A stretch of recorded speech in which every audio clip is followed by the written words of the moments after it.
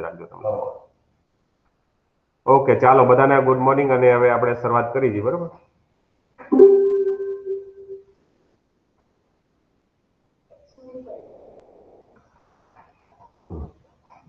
હવે આજે એક ટોપિક જોવાનો છે આપણે. કાલે થોડુંક કઈક હોમવર્ક આપ્યું હતું, મેં કોઈ કર્યું? હા સર, કર્યું છે. શું કર્યું? પર્વતોના ઊંચાઈ મુજબ કીધું હતું ને ભારતના. યસ, તો ભારતનો પહેલા ક્રમનો પર્વત કયો છે? કેટુ. યસ, કેટુની હાઈટ બતાવો. 8611 મીટર. 8600. સરસ. ત્યાર પછી કાંચનજંગા. યસ, કાંચનજંગા ક્યાં આવેલું છે? સિક્કિમમાં. હા. કેટલી હાઈટ છે? 8598. 98 અથવા 8583, જે તમે જો આમાં મેપ દેખાય છે કે તમને શેર કર્યો એ? હા સર. ઓકે, તો મેપ એ બતાવી દો અત્યારે તમને. પહેલા નંબરે છે કેટુ, કારણ કે ખરાથી લદ્દાખમાં કારાકોરમ રેન્જમાં આવેલું છે, બરાબર? તો કે એ પીઓકેમાં આવેલું છે, પણ હવે જે ભારતના નવા મેપ પ્રમાણે આપણે લદ્દાખમાં બતાવેલું છે અને આપણી ટેરેટરી છે એવું ભારત સરકારે બતાવ્યું છે, બરાબર? એટલે પેલું છે કેટુ, અથવા એનું ગોડવિન ઓસ્ટિન પણ નામ છે. બીજા નંબરે છે કાંચનજંગા, સિક્કિમમાં 8598 અથવા 8586, જે તમે ગૂગલમાં વેરીફાઈ કરી શકો છો, બરાબર? ત્રીજા નંબરે કોણ આવશે? મકાલુ. કયો આવશે?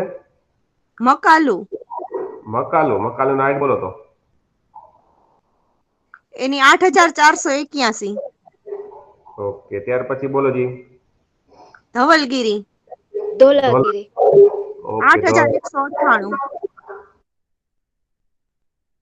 મેં તમને ભારતના જ કીધા છે. આ પછી નેપાળમાં આવી જાય છે, એટલા માટે નંદા દેવી આવશે ત્યાર પછી. ઓકે, ખાલી ભારતની જ વાત કરું તો ત્રીજા નંબરે નંદા દેવી આવશે, કારણ કે એ આવે છે ઉત્તરાખંડમાં. 7816. મેં ખાલી ભારતનું જ કીધું તમને. હિમાલયમાં તો આવે જ છે આ બધા, તમે મોટા ભાગના જે હિમાલયના જ છે, પણ ખાલી ભારતના. ત્યાર પછી ચોથા નંબરે છે કામેત શિખર, ઉત્તરાખંડ. 7756. બરાબર, 7756 કયું કીધું આવશે. કામેત શિખર. આમાં જો કે મેં નથી બતાવ્યું. સોરી, 7756. જો અહીંયા બતાવેલું છે ઉત્તરાખંડમાં, જોવો છો ને? 7756. ઓકે, ત્યાર પછી છે લદ્દાખમાં, જેને સાલતોરો કાંગરી કહેવાય છે, અથવા કેટેન તરીકે નામ મળેલું છે. 7742, જે આમાં દર્શાવવામાં નથી આવ્યું, મેં નથી દર્શાવ્યું, આ મેપ બનાવેલો હતો. ત્યાર પછી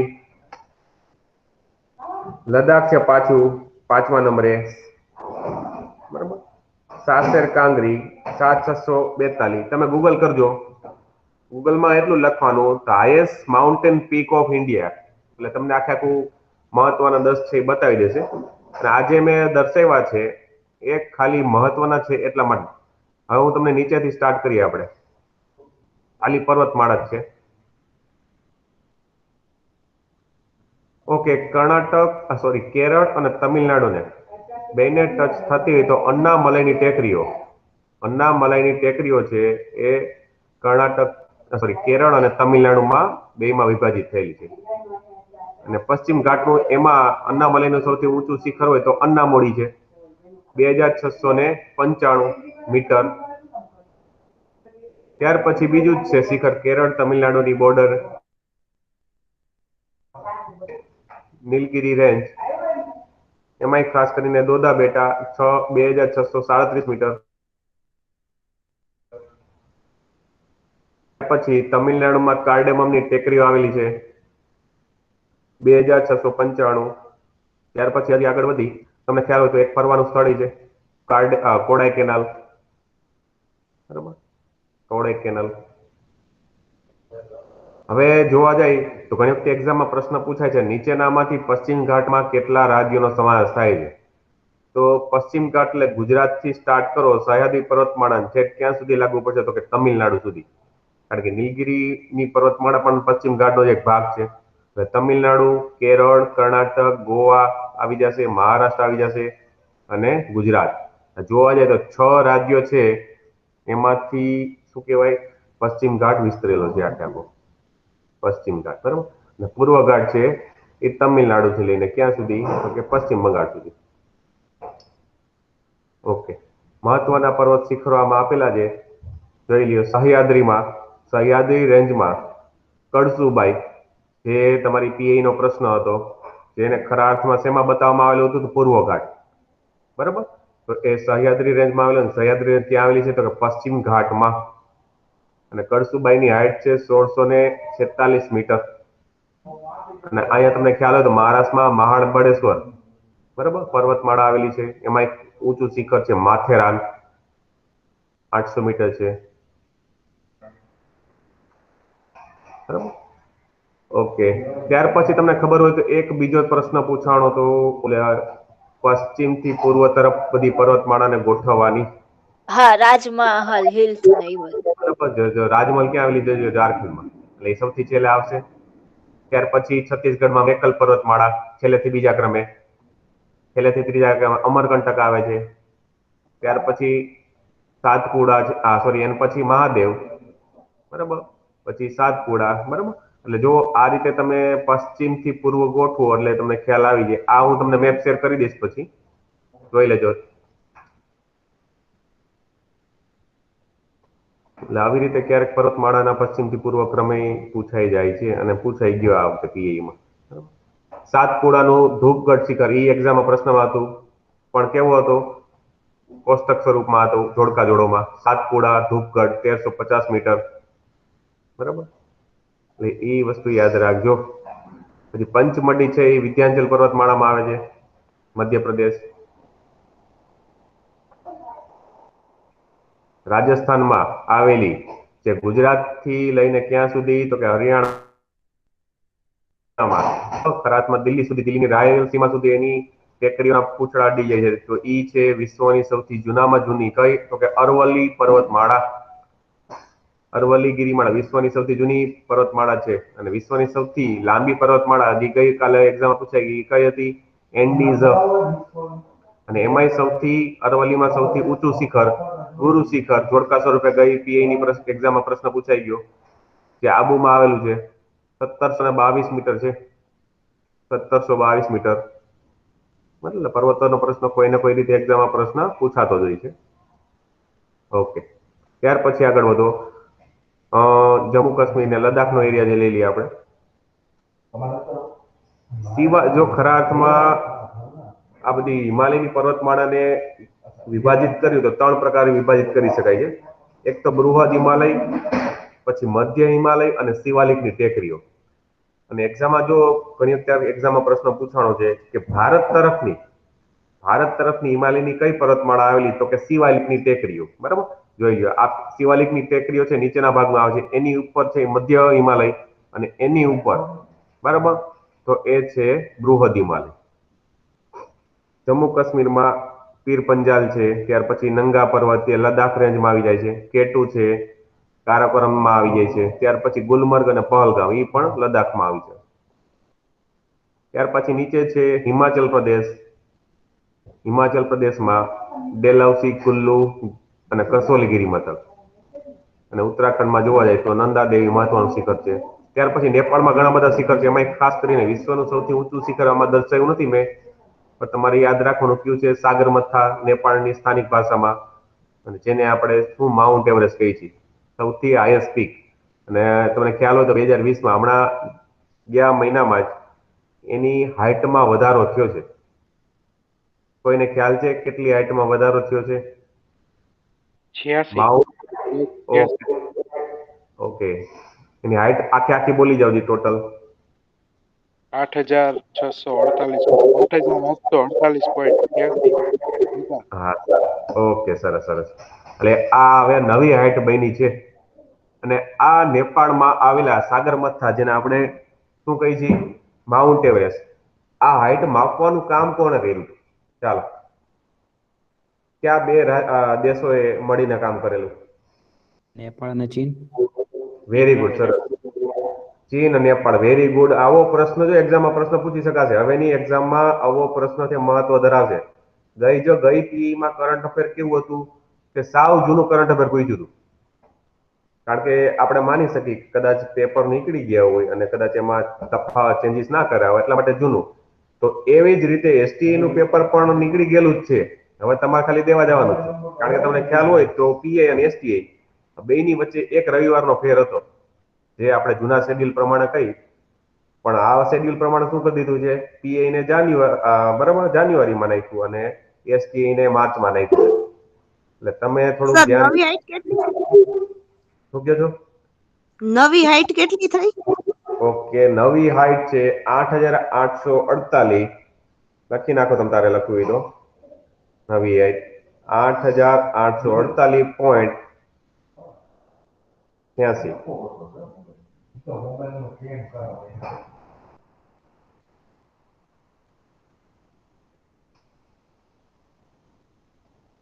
લખાઈ ગઈ 8,848.86. બરાબર. હા આના વિશે તો પણ એક વખત જોઈ લેજો. કરંટનો મુદ્દો છે, બરાબર. આ એક્ઝામમાં પ્રશ્ન પૂછવાની શક્યતા વધી જાય, કારણ કે તમે લોકો જીપીએસસી ની એક્ઝામ આપો છો, બરાબર. એટલે આ વસ્તુ ધ્યાનમાં રાખવી. ત્યાર પછી સિક્કિમમાં કાંચનજંગા. ઘણી વખતે આમાં થોડી ક્યારેક કાંઈકમાં મેં ગૂગલમાંથી ડેટા લીધા છે, એટલે 8,586 લખેલું છે, ઘણી વખતે 8,598 છે. ત્યાર હેલો. પછી હા બોલો. હા સર, આ મેપ તમે શેર કરી દેજો ને. હા, મેપ શું કહો છો? મેપ તમે શેર કરી દેજો ને ગ્રુપમાં. હા, તે હમણાં લખવા બેસતો નહીં એટલે કહું છું. એક જ મેં થોડુંક વોલ્યુમ ઓછું કરી નાખવું, મને થોડું પડતા પડે છે. એટલે હું એવું કહું છું કે તમે આ પીડીએફ શેર કરી દેજો ને ગ્રુપમાં, એ કહું છું તમને. હું હમણાં પીડીએફ સાંજે શેર કરી દઈશ તમને, બરાબર. જેમ જેમ ટોપિક ચાલશે એટલે તમને okay okay, thank you sir. Okay. એ વધારાની પીડીએફ પણ મારી પાસે ઘણી છે, એ પણ શેર કરીશ તમને. પણ થોડું પેલા જાણી લઈને એમાં મજા આવે છે. એટલે તમે પછી પીડીએફ જોશો ને થોડુંક આઈડિયા વધારે આવશે. ઓકે, ચાલો. Okay okay, thank you sir. Arunachal Pradesh, આ જો કે મેં જાતે બનાવેલી છે. અરુણાચલ પ્રદેશમાં દાખલા પર્વત આવેલું છે. ત્યાર પછી નાગાલેન્ડ છે, અહીંયા પતકોઈ નાગા હિલ્સ, બરાબર. અને આ જે પતકોઈ છે એ મણિપુર સુધી જાય છે. નીચે મિઝોરમ આવશે, અહીં ત્રિપુરા છે. મિઝોરમમાં લુસાઈની પર્વતમાળા આવેલી છે. અને તમને ખબર હોય તો સૌથી વધારે વરસાદ પડતો હોય એવું સ્થળ છે મેઘાલય. એમાં ખાસ કરીને જોવા જાય તો ગારો, ખાસી અને જેન્તિયા પર્વતમાળા. જો આ જે પર્વતમાળા છે, ગારો, ખાસી, જેન્તિયા મેઘાલયમાં, એમાં ખાસ કરીને એક સ્થળ આવેલું છે. સૌથી વધારે વિશ્વનો સૌથી વધારે વરસાદ અનુભવાતો હોય એવું મોન્સિનરામ અને ચેરાપુંજી, બરાબર. ખબર છે વાર્ષિક વરસાદ કેટલો થાય છે ત્યાં કોઈને અંદાજે સેન્ટીમીટર? 1300. 10,163. ટેક્સ્ટ બુક પ્રમાણે હું તમને કહું તો અંદાજે આશરે 1200 સેન્ટીમીટર રેનફોલ થાય છે, આશરે, બરાબર. એટલે તમે 1300 કહો તો એમાં કઈ ખોટું નથી, બરાબર. ઓકે, ચાલો. આ તો ખાલી મેં તમને એક હાઈટ બતાવી હતી એટલા માટે બતાવી દીધું છે. આંધ્રપ્રદેશમાં ત્યાર પછી પૂર્વ ઘાટનું ઊંચું શિખર, આમાં ગૂગલના ડેટા પ્રમાણે ઓરાઈ કેન્ડા બતાવેલું છે, 1680 મીટર છે. ચાલો, ત્યાર પછી હવે આગળ વધીએ આપણે. મારે તમને આજે કાલે પીઈ નો એક ટોપિક બતાવો છે. એક જો સ્ક્રીન શેર કરી છે, state union territory wise list of scheduled tribe in India. જોવા મળે છે બધાને? હા સર. Yes, sir. ઓકે. તો ગઈ એક્ઝામનો એક પ્રશ્ન હતો કે જોડકાર સોરી એક સાચું હતું, ઓલે આંધ્રપ્રદેશમાં ઓંગે એ જનજાતિ છે એ ખરાસમાં આવે છે ક્યાં? તો કે આંદામાન નિકોબારમાં. એટલે મારે તમને આજે થોડુંક સ્પીડમાં, બરાબર, બધા રાજ્યોમાં મહત્વની જે ટ્રાઇબ છે, જે અનુસૂચિત જનજાતિ છે, એના વિશે થોડું કેવું છે. કારણ કે આ મુદ્દો છે કાયમી માટે ચર્ચામાં રહેતો હોય. ખાસ કરીને તમે જુઓ યુપીએસસી ની પરીક્ષા આપતા હોય, એસએસસી ની આપતા હોય અને જીપીએસસીમાં પણ આના વિશે ઘણી બધી શું છે પ્રાધાન્યતા આપે છે. એસટી ટ્રાઇબ છે, શેડ્યુલ ટ્રાઇબ, બરાબર. ટેરિટરી વાઇઝ ઘણી બધી એમાં વિભિન્નતા જોવા મળતી હોય છે ઘણા બધા પ્રદેશમાં. હા, Sir, એ પેલું પણ એક વાર કરાવી દે. શું કહો છો?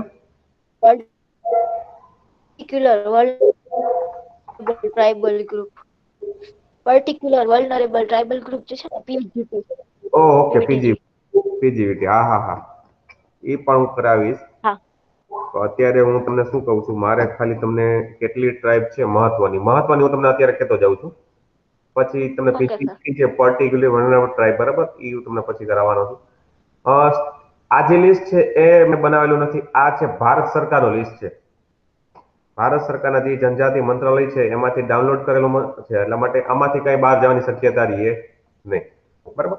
જે એક્ઝામમાં પૂછાણા છે ને એ જ પહેલા હું તમને કરાવું ત્યાં, એટલે તમને સાવ ઈઝી થઈ ગઈ.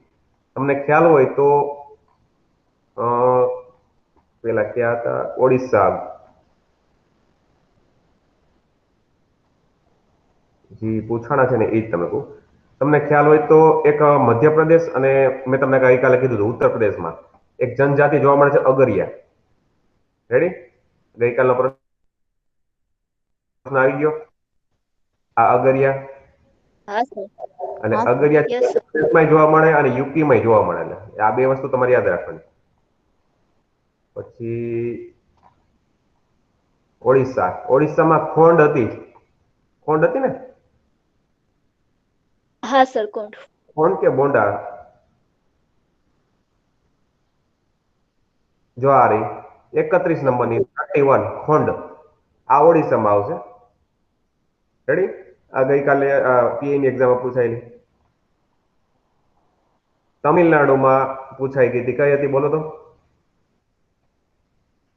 ટોડા, 35 નંબર છે, જો તમિલનાડુ ટોડા જો હા. કાઉન્સલ લખ્યું છે excluding Kanyakumari district and Shenkottah taluka of Tirunelveli district.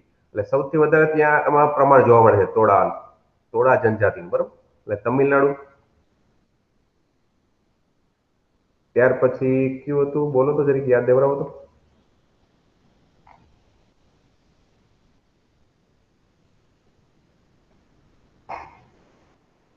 જે જે અગરિયા હતું, અગરિયા, બરાબર, એ ઉત્તર પ્રદેશમાં પણ જોવા મળે છે. આમાં નથી દેખાડ્યું તો ખરાતમાં આવે જ છે. જો આ રીતે 13 નંબર જુઓ, ઉત્તર પ્રદેશમાં 13 number, 13 number Agariya in the district of Sonbhadra છે. 13 નંબર જે ગઈ પીઆઈ નો પ્રશ્ન. Yes sir. ઓકે.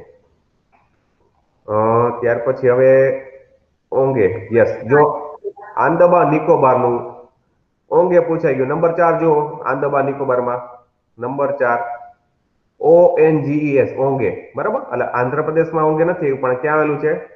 આંદામાન નિકોબારમાં.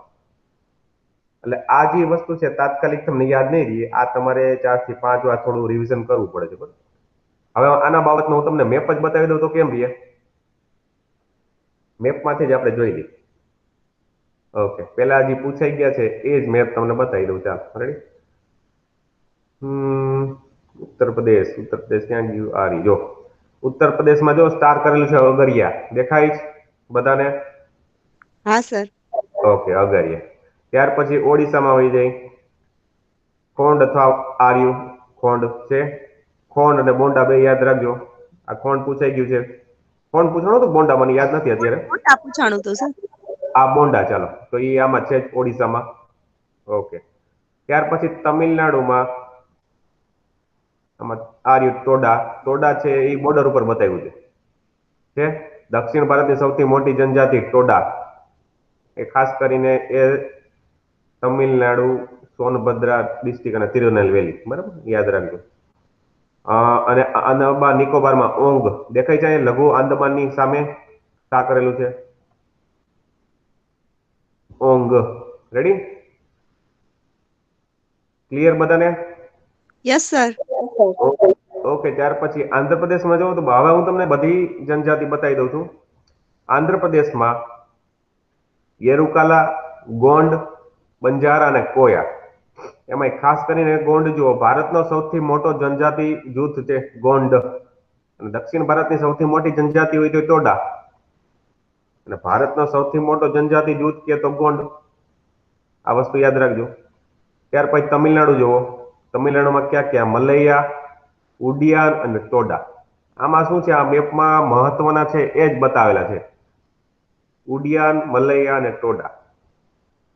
ત્યાર પછી કેરળમાં જોઈ લો ક્યાં ક્યાં છે. કાદર, ઈલા, કુરુમ્બા, મોપલા. મોપલા ખાસ યાદ રાખજો, મોપલા વિદ્રોહ થઈ ગયો છે અને મોપલા નામની જનજાતિ છે. મોપલા વિદ્રોહ એટલા માટે જ થયો છે જનજાતિના શું કહેવાય અસંતોષના કારણે, બરાબર. મોપલા વિદ્રોહ કેરળ, અને મોપલા જનજાતિ પણ યાદ રાખી. અને ટોડા પૂછે તો એ હાલે. ત્યાર પછી કર્ણાટકામાં કઈ કઈ આવશે? પન્યાલ નીલગિરી પહાડીમાં જોવા મળે છે, કુર્ગી અને ગોવામાં, બરાબર. તેલંગાણામાં ચેચુ મહત્વની છે. મહારાષ્ટ્રમાં આવી જાઓ, કોલી અને બાર્લી, કોલી બાર્લી. અહીં છત્તીસગઢમાં જુઓ, ચોર અને કોડાકુ, ચોર અને કોડાકુ. પેલા દક્ષિણ ભારતની જોઈ ખાલી. ઓડિશામાં ખોંડ, બોંડા, ભુઈયા, સઓરા, કોયા અને ભૂમિજ. ખાસ કરીને બોંડા ખોંડ યાદ રાખજો બે. આ ભુઈયા યાદ રાખીએ આપણે. પશ્ચિમ બંગાળમાં સંથાલ વિદ્રોહ થઈ ગયો છે, બરાબર. અને હજોલ. ઝારખંડમાં જો સંથાલ પાછી ઝારખંડમાં આવે છે. મુંડા યાદ રાખજો. ઉરાંગ અને હો, એક જ અક્ષરનું હો. મધ્યપ્રદેશમાં ગોંડ, કોલ અને બંજારા.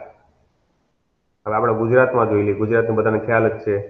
ભીલ, કોળી, દફેર, પટેલિયા, ટોડિયા. આના અંતર્ગત હું તમને એમ કહું કે કદાચ તમે ગુજરાતની લોક સંસ્કૃતિ વાંચી હોય, બરાબર, એમાં આ બધી જનજાતિઓ તમને જોવા મળે છે. ખાસ કરીને હું તમને એમ કહું કે યુનિવર્સિટી ગ્રંથ નિર્માણની એક બુક આવે છે, ગુજરાતની લોક સંસ્કૃતિ. એમાં તમને થોડુંક વધારે સરસ વાંચવા મળશે. મધ્યપ્રદેશમાં એક બેંગાલી યાદ રાખજો, બંજારા, ગોંડ અને કોલ. ઉત્તર પ્રદેશમાં અગરિયા અને થારુ, જે અગરિયા પૂછાઈ ગઈ એક્ઝામમાં. રાજસ્થાનમાં મીણા બહુ પૂછાય છે.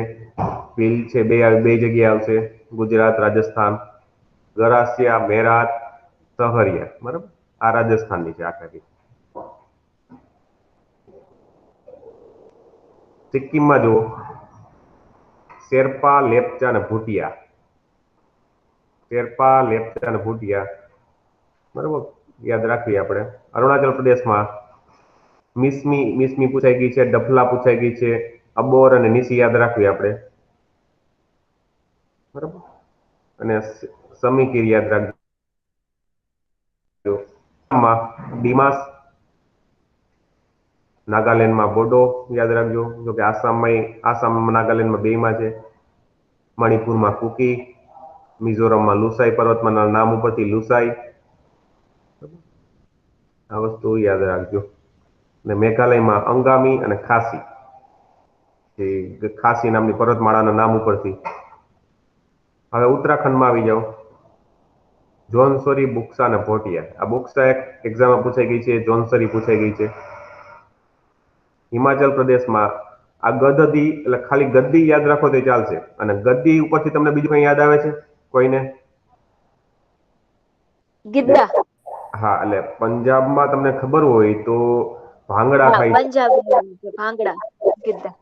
એ ભાંગડાનું નારી સંસ્કરણ એને ગદ્દી કહેવાય, બરાબર. પંજાબમાં ભાંગડાનું નારી સંસ્કરણ, જે સ્ત્રીઓ નૃત્ય ભજવે છે, તો એને ગદ્દી કહેવાશે. પછી ગુજ્જર અને ફંગવાલી. જમ્મુ કાશ્મીરમાં, આમાં ખાસ કરીને લદ્દાખ રેન્જમાં ચાંગપા, સિપ્પી અને બકરવાલ, બરાબર. આ તો ખાલી એક મહત્વની જ છે, પણ મેં તમને કીધું એ તમારે બધી જોવાની. આ ભારત સરકારની છે. આ ભારત સરકારની જો એમાં દીવ દમણમાં ખાલી જુઓ, throughout the union territory, Dhodia, Dubla તમને ખબર હોય તો એક આદિવાસીની જાત છે, બરાબર. અને ખાસમાં જો તાપી જિલ્લામાં અને સુરત જિલ્લામાં પણ આ જાત જોવા મળે છે, બરાબર. દુબળા ટ્રાઇબ. પછી નૈકડા, સિદ્દી અને વારલી. આ બધી જોવા જાય તો ગુજરાતમાં જ છે ખરા અર્થમાં. ભલે દમણ દીવ છે, પણ દમણ દીવમાં એની વસ્તી વધારે હોય છે. પણ આ મોટા ભાગના ગુજરાતના, દક્ષિણ ગુજરાત બાજુ વસતા આદિવાસી જનજાતિ છે. ત્યાર પછી દાદરા નગર હવેલીમાં ધોળિયા, દુબળા પાછું એની આવ્યું, હળપતિ, કોઠડી, કોંકણા, બરાબર. વારલી છે, કોળી, ઢોર ઇન્ક્લુડિંગ કોલકા, નાયકડા અને નાયક. એટલે આ મોટા ભાગે છે એ સેમ છે, એટલે આ એક્ઝામમાં પૂછવાના ચાન્સીસ ઓછા હોય, કારણ કે સરખા ભાગે મોટા ભાગે જનજાતિ આવતી હોય તો એવી બને ત્યાં સુધી ના પૂછે. તેમ છતાં એકવાર યાદ રાખીએ આપણે. હવે આંદામાન નિકોબાર છે એ વૈવિધ્ય સફળ ટાપુ છે, એક્ઝામમાં પૂછવાની શક્યતા ઘણી વધારે હોય છે. બરોબર, કોઈ પણ રીતે એના ટાપુ પ્રદેશ પૂછાઈ જાય, એના જે નેતાજી સુભાષચંદ્ર બોઝે કે નામકરણ કર્યા હતા એ પૂછાઈ જાય છે, જનજાતિ પૂછાઈ જાય છે. પછી તમને ખબર હોય તો આપણો ભારતનો સક્રિય જ્વાળામુખી આવેલો છે બેરન ટાપુ પર, એ ઘણી વાર પૂછાય છે. પછી સેન્ટિનેલીઝ ટાપુ છે અને જનજાતિ છે, અને ત્યાં ખબર હોય તો આ જનજાતિ એવી છે કે શું કહેવાય, માનવ સમુદાયથી અલગા રહે છે. ખાલી જોવા જઈએ તો 100 જેવી વસ્તી છે. અને તમને ખ્યાલ થોડાક ટાઈમ પહેલા લગભગ 2019માં એક અમેરિકન પત્રકાર ત્યાં મુલાકાત લેવા ગયો હતો ના પાડવા છતાં, અને એની આ લોકોએ હત્યા કરી નાખી હતી.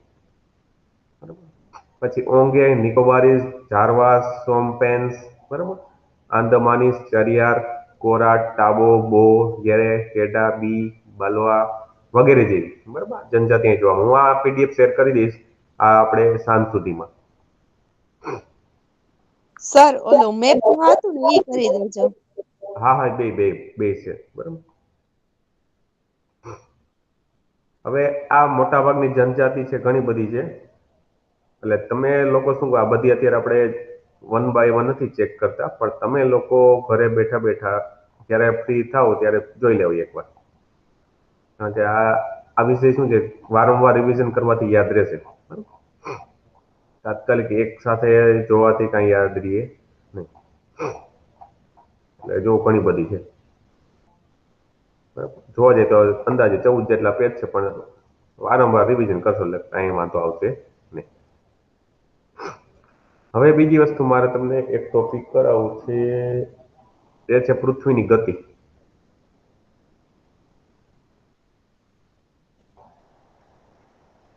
પૃથ્વીની ગતિ કરી ઈ પહેલા એક ટોપિક કરી આપણે ભારતની કૃષિ.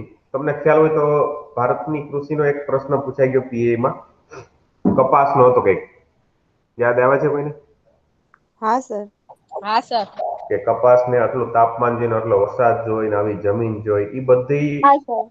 એ આ ચેપ્ટરમાં છે. વિચાર કરી, આ કાંઈ નવીન નથી કાઢ્યું મેં, આ ટેક્સ્ટ બુક જ છે. ધોરણ 10ની અમે ખાસ કરીને 10મું ચેપ્ટર. 10મા ચેપ્ટરમાં પહેલા તમને પ્રશ્ન જ બતાવી દો એટલે તમને સાવ ક્લિયર થઈ જાય કે આપણે બીજું ફાફા ના મારવા હોય કાંઈ નહીં, આટલું વાંચો તો ઇનફ છે આપણા માટે.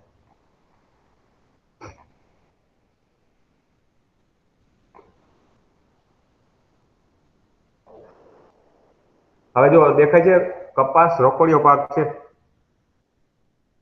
કપાસ છે એ રોકડિયો પાક છે, અને એમાં ખાસ કરીને કેવો રોકડિયો પાક, ખરીફ, કપાસ ખરીફ પાક. અને ભારત અને ગુજરાતમાં મુખ્ય રોકડિયા પાક તરીકે કપાસનું અગત્યનું સ્થાન ધરાવે છે. અને તમને ખબર તો હમણાં આપણે કોટન ડે પણ ઉજવી ગયા. વિશ્વ સ્તરે ભારત કપાસના ઉત્પાદન, વપરાશ અને નિકાસમાં બીજા ક્રમે છે. એટલે આ વસ્તુ યાદ રાખીએ આપણે. કેટલામાં ક્રમે છે? બીજા ક્રમે. કપાસના છોડ પરથી રૂનું ઉત્પાદન મેળવવામાં આવે છે, અને આ રૂ ભારતમાં શેના તરીકે ઓળખાય છે? સફેદ સોના તરીકે. બરાબર, હુલામણું નામ યાદ રાખવું આપણે. અને આ ઉપરાંત કપાસનું તેલ ખાદ્ય તેલ તરીકે, અને કપાસિયા તેલ તરીકે, અને ખોળ એના દુધાળા પશુઓના દાણ તરીકે ઉપયોગ થાય છે. હવે કપાસને કઈ કઈ પ્રકારની વિભિન્નતા જરૂરી છે, તો કે કપાસને લાંબો સમય ભેજ સંગ્રહી શકે તેવી કેવી, તો કે લાવાની કાળી. આ ત્રીજું વિધાન વાક્ય જે એક્ઝામનું, લાવાની કાળી અને ખનિજ દ્રવ્યવાળી જમીન, ગરમ ને ભેજવાળી આબોહવા. એટલે આ ત્રીજું વિધાન થઈ ગયું આપણું, કાળી જમીન જોઈ છે. ત્યાર પછી તાપમાન કેટલું જોઈ છે, તો કે 20 થી 35 ડિગ્રી તાપમાન જોઈ છે સેન્ટીગ્રેડ. એટલે આ આપણો ઓપ્શન નંબર પહેલો અથવા બીજો હતો, એમાં લગભગ 20 થી 31 એવું કંઈક સમથિંગ હતું. બરાબર, તો એ બરાબર જ છે, 20 થી 35 ડિગ્રી સેલ્સિયસ તાપમાન. હવે વરસાદ કેટલો જોશે? 30 થી જોઈને 70 સેન્ટીમીટર, 30 થી 70 સેન્ટીમીટર એટલે રેનફોલ જોશે. બરાબર, એટલે આ પહેલો ઓપ્શન છે એ તમારે જોઈ લેવાનું કે પહેલા ઓપ્શનમાં આ કંઈક સમાનતા જોવા નથી મળેલી. પેલો ઓપ્શન આપણે સાચો ના ગણીએ, બરાબર. 30 થી 70 સેન્ટીમીટર જેટલો વરસાદ અનુકૂળ આવે છે અને કપાસના પાકનો સમયગાળો છે 6 થી 8 મહિનાનો છે અને હિમથી કપાસના પાકને નુકસાન પણ પહોંચે છે અને ભારતના ઘણા બધા રાજ્યોમાં આ પાક લેવામાં આવે છે. બધા રાજ્યો આપણે ડિસ્કસ નથી કરતા, પણ ગુજરાતની દ્રષ્ટિએ એકદમ હા બોલો. સર પેપરમાં 50 થી 75 સેમી વરસાદ કીધું છે. એટલે ઈ આપણે જોયા જઈએ તો ખરાતમાં આમાં કઈ ખોટું. અનુકૂળ નથી એટલે ઈ ખોટું છે. અને તમને ખબર તો ગઈકાલે આન્સર કી મુકાઈ ગઈ હા સર. એટલે એના મુજબ જોવા જાય તો ઈ પેલો ઓપ્શન ખોટો છે, પેલું વિધાન વાક્ય. હા સર, બીજું ત્રીજું સાચું છે એમ. ઓકે. અને ગુજરાતના ખેડૂતો બીટી કપાસના અભિયાનને અપનાવી લેવા વાવેતર વિસ્તાર વગેરેમાં અને કુલ ઉત્પાદન તથા ગુણવત્તામાં ગુજરાત રાજ્ય સમગ્ર દેશમાં પહેલા ક્રમે છે. આ એક મહત્વનું તમારા માટે વિધાન બની શકે છે. ગુજરાત રાજ્ય સમગ્ર દેશમાં ઉત્પાદનમાં અને ગુણવત્તામાં અને ઉત્પાદકતામાં પહેલા ક્રમે આવે છે. પછી ગુજરાતના ઘણા બધા જિલ્લાઓ છે એ ડિસ્કસ નથી કરતા. આવા એક મેપ છે ભારત અને ખેતીના રોકડિયા પાક. એમાં રોકડિયા પાકમાં શણ, શેરડી અને કપાસ.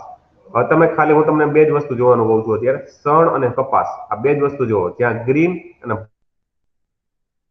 બ્રાઉન પોઈન્ટ, ગ્રીન અને બ્રાઉન પોઈન્ટ કયો કયો રીજન કવર કરે છે એટલે તમને ખ્યાલ આવે.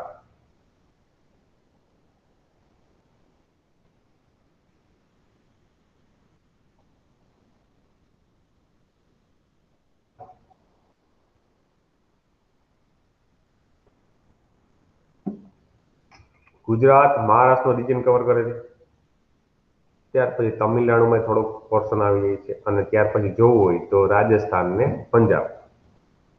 અને શણની વાત કરી જ્યુટ, બરાબર, તો એ આસામ, પશ્ચિમ બંગાળ અને ઓડિશા, બરાબર, આટલો વિસ્તાર કવર કરે છે. ખરા અર્થમાં બાંગ્લાદેશ આવે પણ બાંગ્લાદેશમાં નથી, ખાલી ભારતનું જ આપણે દર્શાવ્યું છે અત્યારે.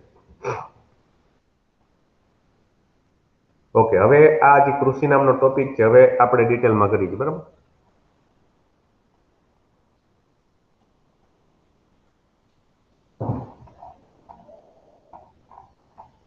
એટલે તમે લોકો માની લો તમારી પાસે બીજી વસ્તુ કાંઈ ના હોય અને ટેક્સ્ટ બુક તમે આધારિત કરવા જાઓ તો માની લ્યો કે તમે એક્ઝામમાં કટ ઓફ સુધી તો પહોંચી જાઓ આરામથી, જો તમે ખાલી આને પકડી રાખો. પણ આ વસ્તુ કેવી કરવાની? રિવિઝન, સતત રિવિઝન કરવાનું અને એનાલિસિસ કરતું જવાનું અને સાથે સાથે કરંટના મુદ્દાને પણ ધ્યાને રાખવાના. સાથે સાથે કરંટના મુદ્દા કોઈ પણ અત્યારે ચાલુ હોય, બરાબર, ઉદાહરણ તરીકે અત્યારે લોકડાઉનના હિસાબે, કોરોના કાળના લીધે ઘણી બધી તકલીફો પડે છે. ભારત બીજા દેશ પાસેથી મગાવે છે અથવા ભારત બીજા દેશને સહાય કરે છે, બરાબર. તો એવી વસ્તુ ઘણી બધી યાદ રાખવાની, કારણ કે આના અંતર્ગત અમુક મિશનો પાર પાડેલા છે ભારતે, બરાબર. જો આમાં શ્રમ શક્તિના લગભગ 60% જેટલા લોકો ખેતીમાં જોડાયેલા છે. એટલે સૌથી વધારે ખેતી છે એ રોજગારી પૂરી પાડે એવું આપણે કહી શકીએ. ભારતના લોકોને માત્ર ખોરાક પૂરો પાડવા ઉપરાંત ઉદ્યોગો માટે વિવિધ પ્રકારનો કાચો માલ પણ ખેતીમાંથી જ મળે છે. રો મટીરિયલ છે એના માટે ખેતી જ ઉત્તમ માધ્યમ છે. અને રાષ્ટ્રીય ઉત્પાદનમાં કૃષિનો લગભગ જોવા જાય તો કેટલો હિસ્સો છે? તો કે 22% જેટલો હિસ્સો છે. એટલે આ વસ્તુ યાદ રાખવું, હિસ્સો ટકાવારીની દ્રષ્ટિએ. અને નિકાસમાં, બરાબર, ખેતી પાકો અને ખેત પેદાશોને લગભગ જોવા જાવ તો 18% જેટલો હિસ્સો છે કૃષિ ધરાવે છે, એગ્રીકલ્ચર, બરાબર. જેનાથી દેશને દર વર્ષે વિદેશી હુંડિયામણ, બરાબર, ફોરેન કરન્સી પ્રાપ્ત થાય છે. અને ભારતીય અર્થવ્યવસ્થા મુખ્યત્વે ખેતી પર આધારિત છે. એટલા માટે ભારત કેવો છે? એક કૃષિ પ્રધાન દેશ છે. ચાલો, હું હવે આમાંથી મહત્વનું એટલું તારવીશ અને બાકી તમે લોકો વાંચી લેજો. કૃષિના પ્રકારોથી સ્ટાર્ટ કરીએ આપણે કે એની વિભિન્નતાને લીધે લોકોની સામાજિક આર્થિક સ્થિતિ, રાષ્ટ્રીય રાજનીતિ અને ભારતનું સમગ્ર અર્થતંત્ર ખેતી સાથે જોડાયેલું છે. એટલા માટે એને ઘણી રીતે વિભાજિત કરી શકીએ છીએ આપણે, એની પદ્ધતિ, ખેત પેદાશો અને આર્થિક વળતરની બાબતમાં. તમને ખબર તો નરેન્દ્રભાઈ મોદીનું, આપણા વડાપ્રધાનનું એક સ્વપ્ન છે કે 2022 સુધીમાં ખેડૂતોની શું કરવાની છે? આવક બમણી કરવાની, બરાબર. તો એટલા માટે આ મહત્વનું છે આપણા માટે. પહેલી વસ્તુ, જીવન નિર્વાહ માટેની ખેતી. આઝાદી પછી આયોજન પંચની અનેક ખેતી વિકાસ યોજનાઓનો અમલ લાવવા છતાં પણ શું છે, ખેડૂતોની આર્થિક સ્થિતિ નબળી જ રહી અને નાના કદના ક્ષેત્રોમાં મોંઘા બિયારણો, ખાતર અને જંતુનાશક દવાનો ઉપયોગ પોસાય એમ નહોતો. ખેતરમાં થતું અનાજનું ઉત્પાદન પોતાના પરિવારના ઉપયોગ જેટલું જ થાય, જે તેના કુટુંબના ભરણ પોષણમાં જ વપરાઈ જાય. તેને જીવન નિર્વાહ ખેતી કે આત્મનિર્વાહ ખેતી પણ કહી શકીએ આપણે.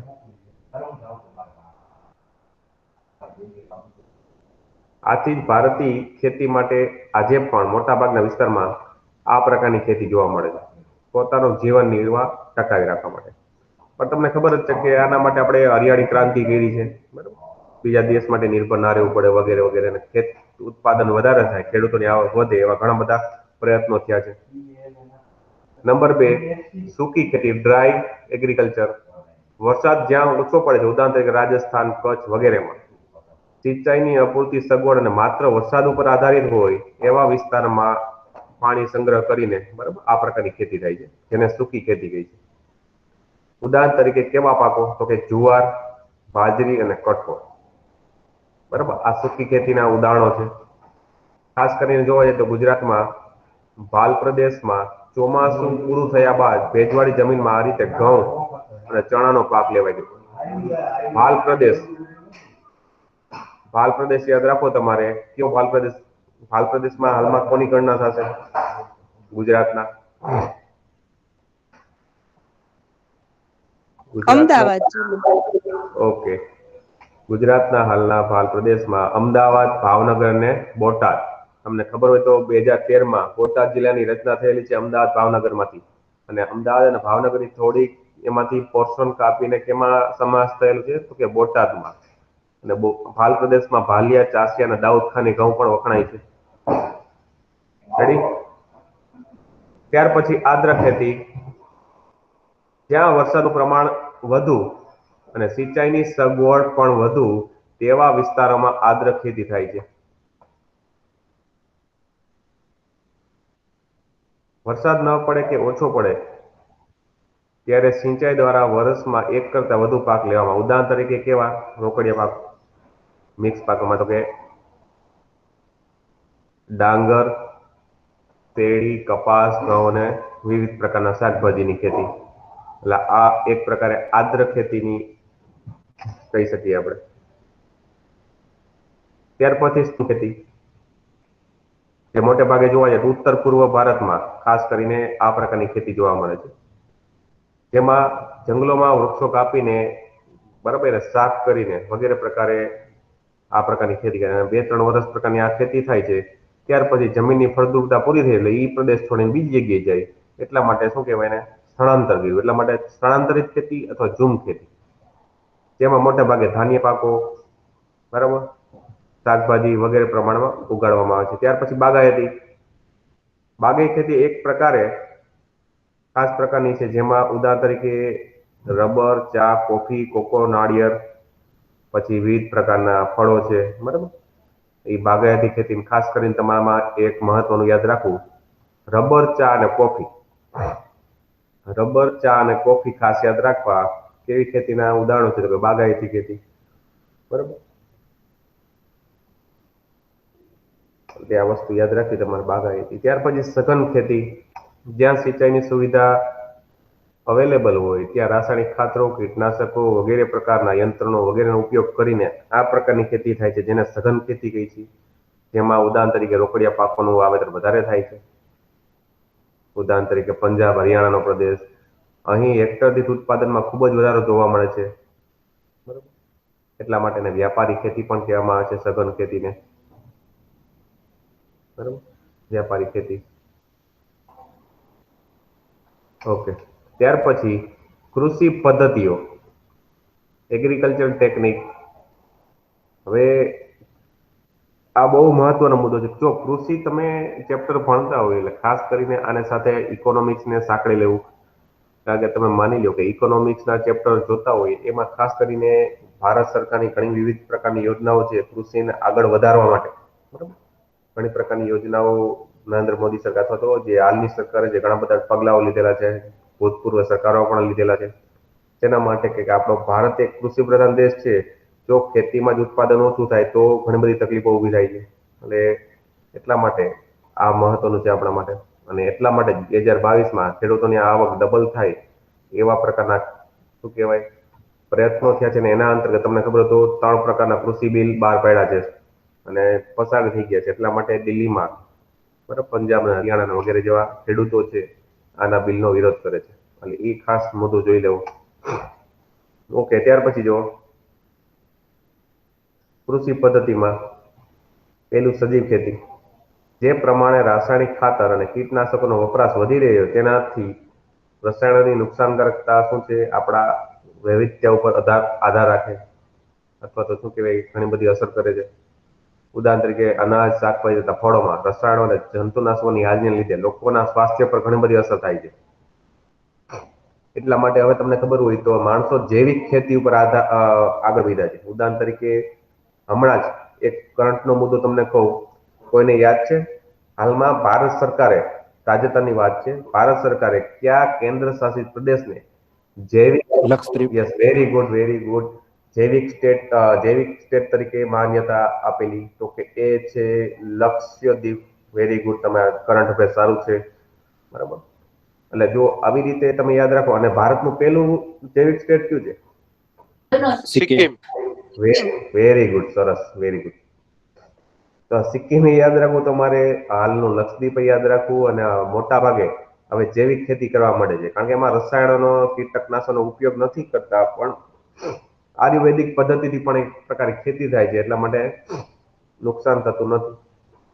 ઉદાહરણ તરીકે હમણાં જે ખેતી થાય છે, ઉદાહરણ તરીકે હું તમને એમ કહું કે જે જમીનના મૂળમાં ઉગતા, ઉદાહરણ તરીકે બટેટા, ગાજર છે, મૂળા વગેરે વગેરે, બરાબર, એની ઉપર એટલા કીટકનાશકો છાંટવામાં આવે છે કે જેના લીધે શું છે, એ હાઇબ્રિડ થઈને એ પાકમાં ઘૂસી જાય છે અને જેનેટિકલી ફેરફાર થાય છે. અને ખાસ કરીને તમે એવા ખોરાક આરોગો, બરાબર, તો એ પણ તમારા જીન્સમાં ચેન્જીસ આવે. અને ઘણી વખતે ઉદાહરણ તરીકે હું તમને એમ કહું તો આના લીધે કેન્સરનું પ્રમાણ એ વધ્યું છે, બરાબર.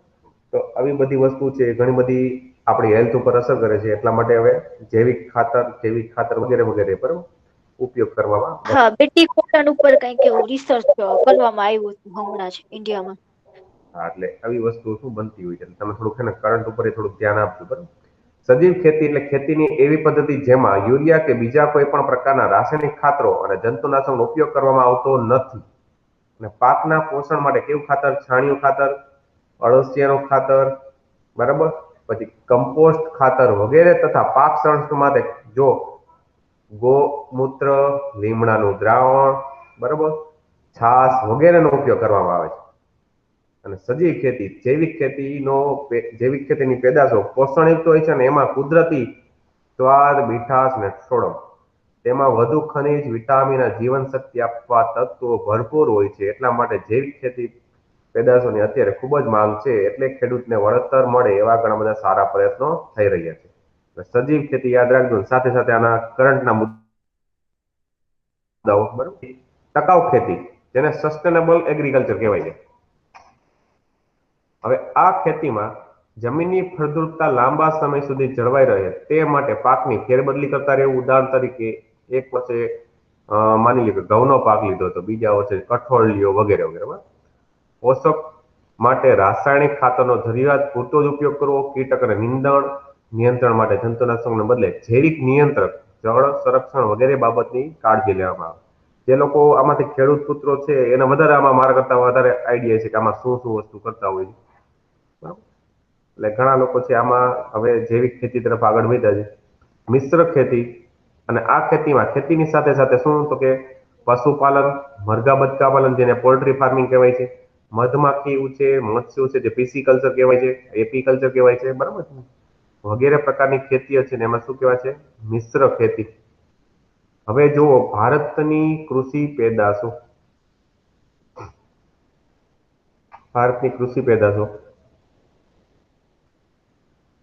ભારતના ઋતુઓના આધારે કૃષિને 3 ભાગમાં વિભાજિત કરી છે આપણે. ચોમાસું, શિયાળો, ઉનાળુ પાક.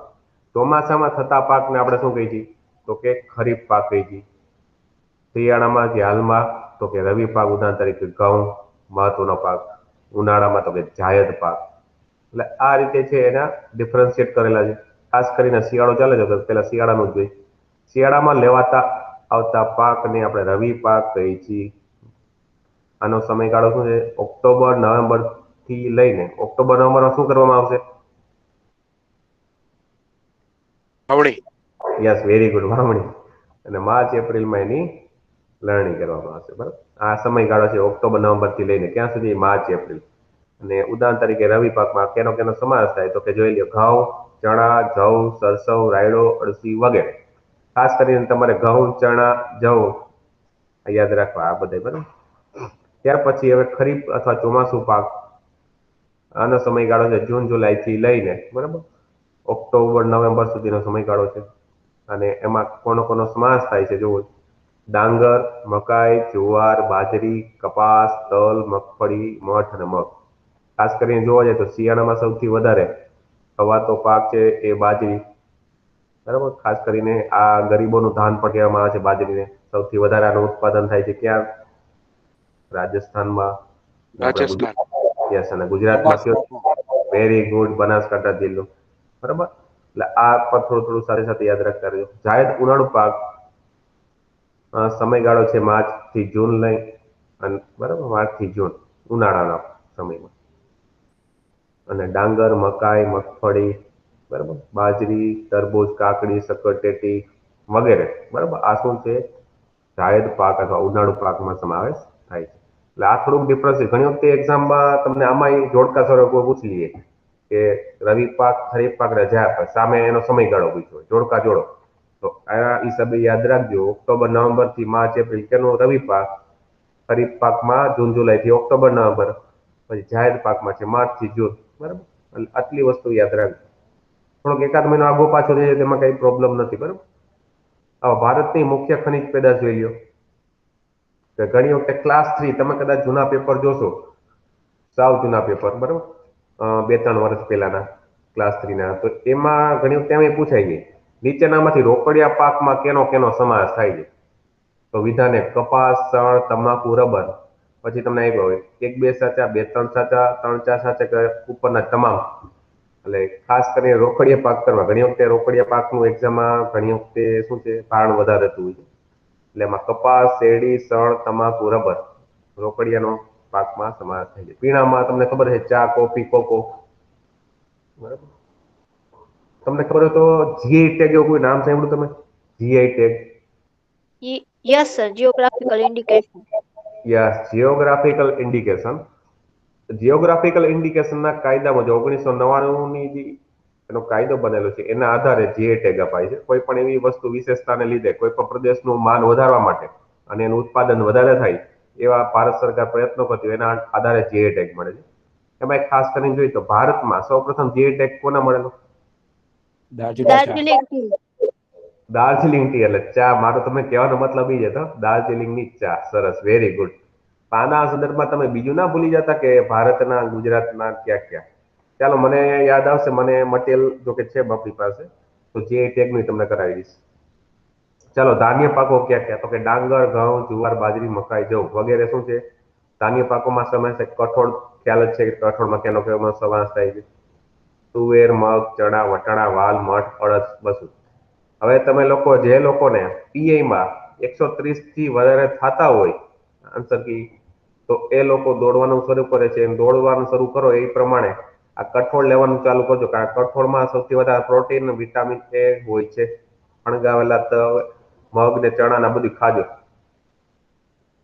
અને જે લોકોને 130 થી વધારે, માની લ્યો કે કદાચ પેપર થોડુંક એમ તો હાર્ડ હતું, સાવ સહેલું ના કહી શકાય, એટલે 100 બહેનોને 110 ઉપર જાય, બહેનોની આપણે વાત કરીએ 110 ઉપર જતા હોય, 110 થી વધારે, તો એ લોકો એ રનિંગની પ્રેક્ટિસ ચાલુ કરી દેજો. અને ભાઈઓની વાત કરી જનરલ કેટેગરી, તો 130 થી વધારે થતા હોય તો એ લોકો ચાલુ કરી દેજો પ્રેક્ટિસ. તેલીબિયામાં તેમાંથી તેલ ઉત્પાદન થતું હોય એવા, તો કે મગફળી. મગફળીમાં ગુજરાતનો કયો જિલ્લો પેલા ક્રમે છે? જુનાગઢ.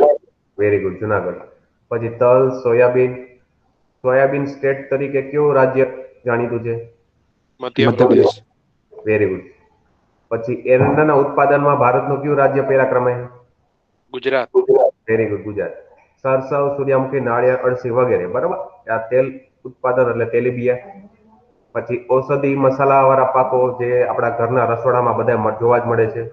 જીરું, વરિયાળી, ઇસબગુલ, ધાણા, મેથી, અજમો, કાળા મરી, લસણ વગેરે વગેરે. તમને ખબર છે લસણમાં કયું તત્વો હોય છે?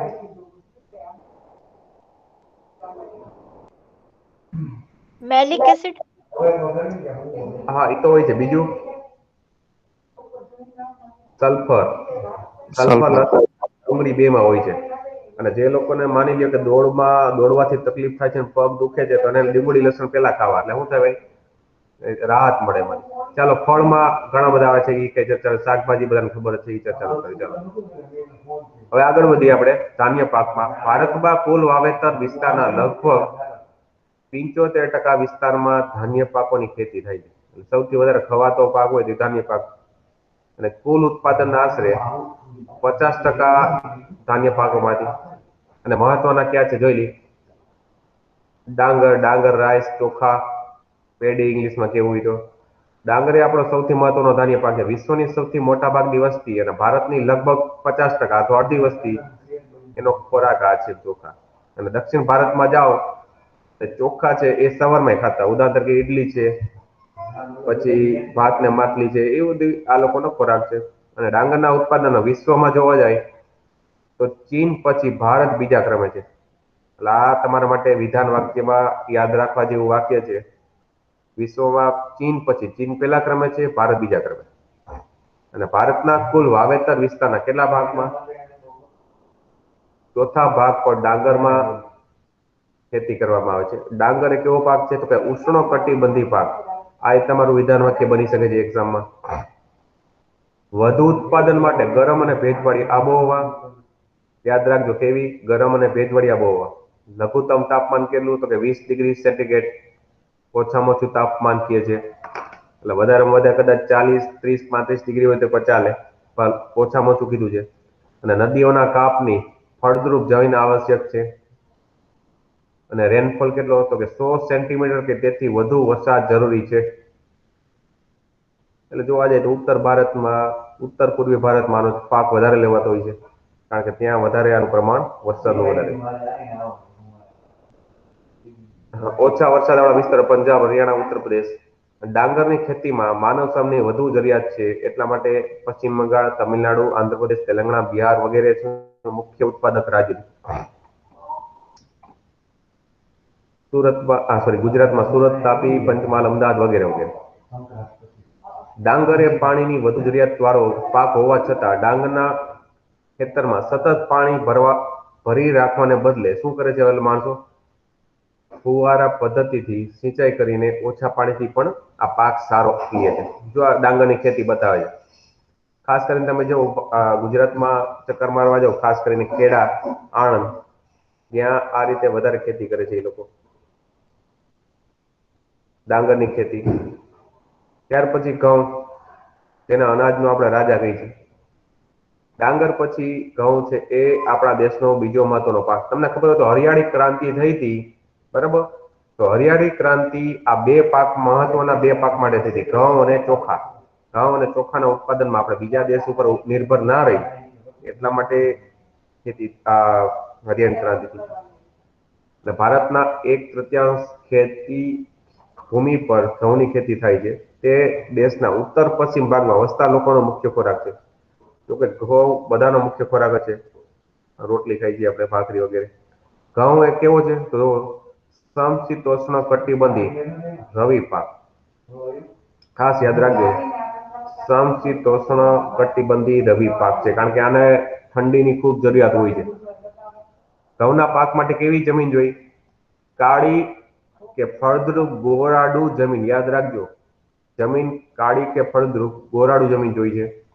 અને રેનફોલ 75 સેન્ટીમીટર જેટલો એનો રેનફોલ આવશ્યક છે. અને સિંચાઈની મદદથી ઓછા વરસાદવાળા ભાગમાં પણ ઉગાય. ઉદાહરણ તરીકે પંજાબ અને હરિયાણા સિંચાઈ ખૂબ પ્રમાણમાં થાય છે. અને ઉત્તર પ્રદેશ પણ 100 સેન્ટીમીટરથી વધુ વરસાદવાળા વિસ્તારોમાં ઘઉંનું વાવેતર થતું નથી, પાક બગડી જશે. ઘઉંની ખેતીમાં યાંત્રિકરણ થઈ હોવાથી શ્રમિકોની ઓછી જરૂર પડે છે. અને હરિયાળી ક્રાંતિ બાદ જો આવી ગયું હરિયાળી ક્રાંતિ બાદ ઘઉંનું ઉત્પાદન લગભગ કેવું થઈ ગયું છે, ડબલ, બમણું. અને ઘઉંની ખેતી મુખ્યત્વે પંજાબ, હરિયાણા, પશ્ચિમી ઉત્તર પ્રદેશ, બરાબર, આ ત્રણ સ્ટેટ યાદ રાખવા. અને દેશમાં કુલ ઘઉં ઉત્પાદનના કેટલા? તો કે 2/3 ભાગ. આ બંને યાદ રાખવું. ત્યાર પછી પંજાબમાં નહેરોના પાણી લીધે ઘઉંનો પાક વધારે પડતો લેવાય છે, સિંચાઈના લીધે, બરાબર. કારણ કે પંજાબ એટલે શું સજેસ્ટ કરે છે તમને?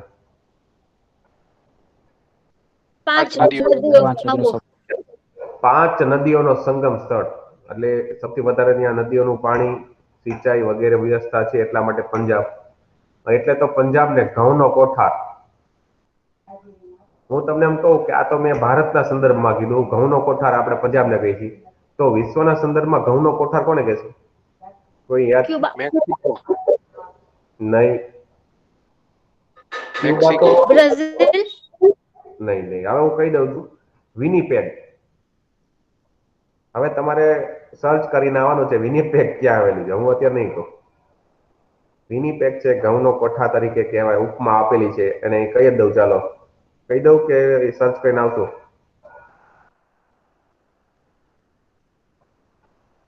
ચાલો, કેનેડામાં આવેલું છે, કેનેડા. મધ્યપ્રદેશ, એ તમે જે ક્યુબા કીધું ને બેન, એ ક્યુબા છે, સુગર બાઉલ કહેવાય છે. એ તો ખાંડમાં ખાંડના. બાઉલ. પછી ગુજરાતમાં વાલ વિસ્તારમાં ભાલિયા ગાઉં, ભાલિયા પછી દાઉદ ખાની, ચાંસિયા, એ બે યાદ રાખવા. અને આ ઉપરાંત ઘણી જગ્યાએ બધી જગ્યાએ થાય જ છે, એટલે એ વધારે નથી જોવું આપણે. શું શું બને એ બધાની ખબર જ છે. ખાલી મેપ જોઈ લ્યો. ભારત ખેતીના પાકમાં ક્યાં ક્યાં? તો કે જો નીચે ડાંગર છે એ વર્ટિકલ લાઈન, ઘઉં છે હોરિઝોન્ટલ જેવી લાઈન બતાવે, ત્રાસી લાઈન. પેલા તમે ઘઉંનું જો, ઘઉંનું ઉત્પાદન ક્યાં સૌથી વધારે જોઈ લ્યો.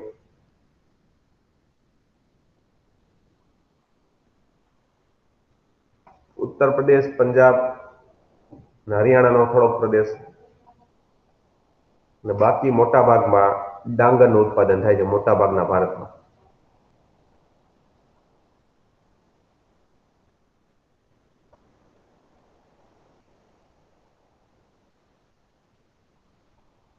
ઓકે, ચાલો હવે થોડુંક આગળ વધી. ત્યાર પછી જુવાર, બાજરી, મકાઈ અને જવ કેવા છે? મુખ્ય જાડા ધાન્ય છે.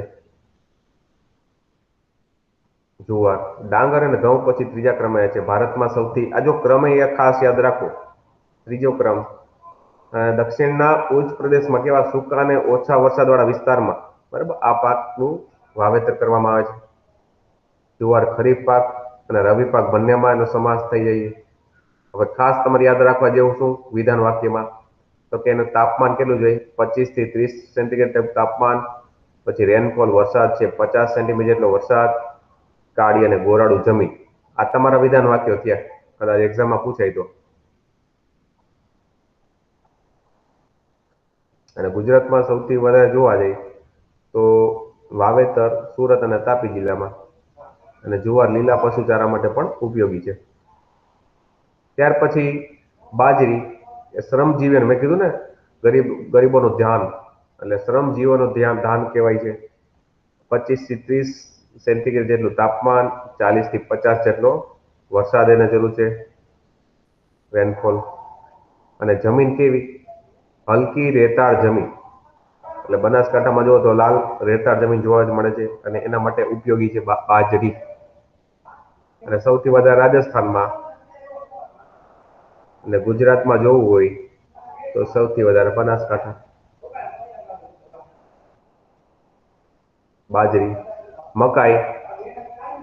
ત્યાર પછી મહત્વનો પાક મકાઈ છે, ખરીફ પાક છે. ડાંગર, ઘઉં પછી વિશ્વમાં મકાઈનું ઉત્પાદન, વાવેતર વધારે થાય છે. અને મકાઈનો પાક કેવો છે? ડુંગરાળ વિસ્તારોમાં વધારે થતો હોય છે. અને એમાંથી શું શું મળે છે મકાઈમાંથી? તો કે સ્ટાર્ચ, તેલ, પ્રોટીન, ફ્યુલ, બરાબર. એટલે આપણા માટે આ મહત્વનું છે. જે લોકો પીએની એક્ઝામ આપે એના માટે પણ મહત્વનો. મકાઈના પાકને ઢોળાવાળી કેવી જમીન? ઢોળાવાળી, કાળી, કઠણ, પથરાળ, પાણીના નિતરાળવાળી આવી જમીન છે એ માફક આવે છે. તાપમાન છે 50 થી 100 સોરી રેનફોલ 50 થી 100 સેન્ટીમીટર જેટલો રેનફોલ, 21 થી 27 ડિગ્રી જેટલું તાપમાન અનુકૂળ આવે છે. પશુ આહાર, ધાણી અને મકાઈના તેલનો ઉપયોગ આમાં થાય છે. એના માટે ગુજરાતમાં ઘણી જગ્યાએ થાય છે, એટલે એ કંઈ જોવું નથી, વાંચી લેજો તમે. ત્યાર પછી કઠોળ, ઇંગ્લિશમાં પલ્સીસ કહીએ છીએ આપણે.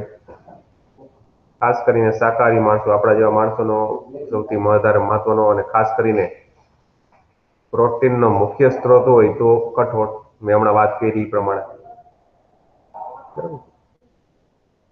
તુવેર, મગ, ચણા, વાળ, વટાણા વગેરે વગેરે. અને તુવેર, અડદ, મગ, મઠ આ ખરીફ પાક તરીકે પણ એને ગણતરી કરવામાં આવે છે.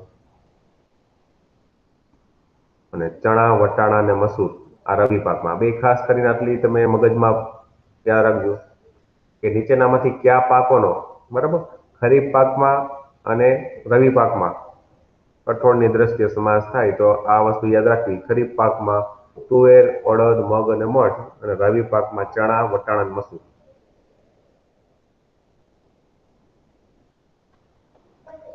પછી જો ગુજરાતની દ્રષ્ટિએ, ગુજરાતમાં તુવેરનું વડોદરા જિલ્લામાં, મગ મઠનું કચ્છ જિલ્લામાં, અડદનું પાટણ જિલ્લામાં, અને કઠોળના પાક માટે કેવી જમીન? તો કે નાઇટ્રોજનનું જમીનમાં પુનઃસ્થાપન થાય એ જરૂરી છે. જેના માટે ધાન્ય પાક સાથે કે ધાન્ય પાકો બાદ જમીનની ફળદ્રુપતા જાળવવા માટે કઠોળનો પાક લેવો જરૂરી ગણાય છે. એટલે શું છે, જે નાઇટ્રોજન ચક્ર છે એ એનું કાર્ય વ્યવસ્થિત થાય અથવા જમીનની ફળદ્રુપતા જળવાય એટલા માટે, બરાબર, કઠોળનો પાક લેવો, એ અદલા બદલી કરવી પાકની, એ મહત્વનું છે. ત્યાર પછી ગુજરાતમાં તૃણધાન્ય પાકોમાં નાગલી અથવા રાગી મોખરમ સ્થાન ધરાવે છે. જોયો, અને રાગીને નાગલી તરીકે પણ ઓળખવામાં આવે છે. અને આ ક્યાં જોવા મળે છે? તો કે ડુંગરાળ પ્રદેશમાં વસતા આદિવાસીનો મુખ્ય ખોરાક છે રાગી.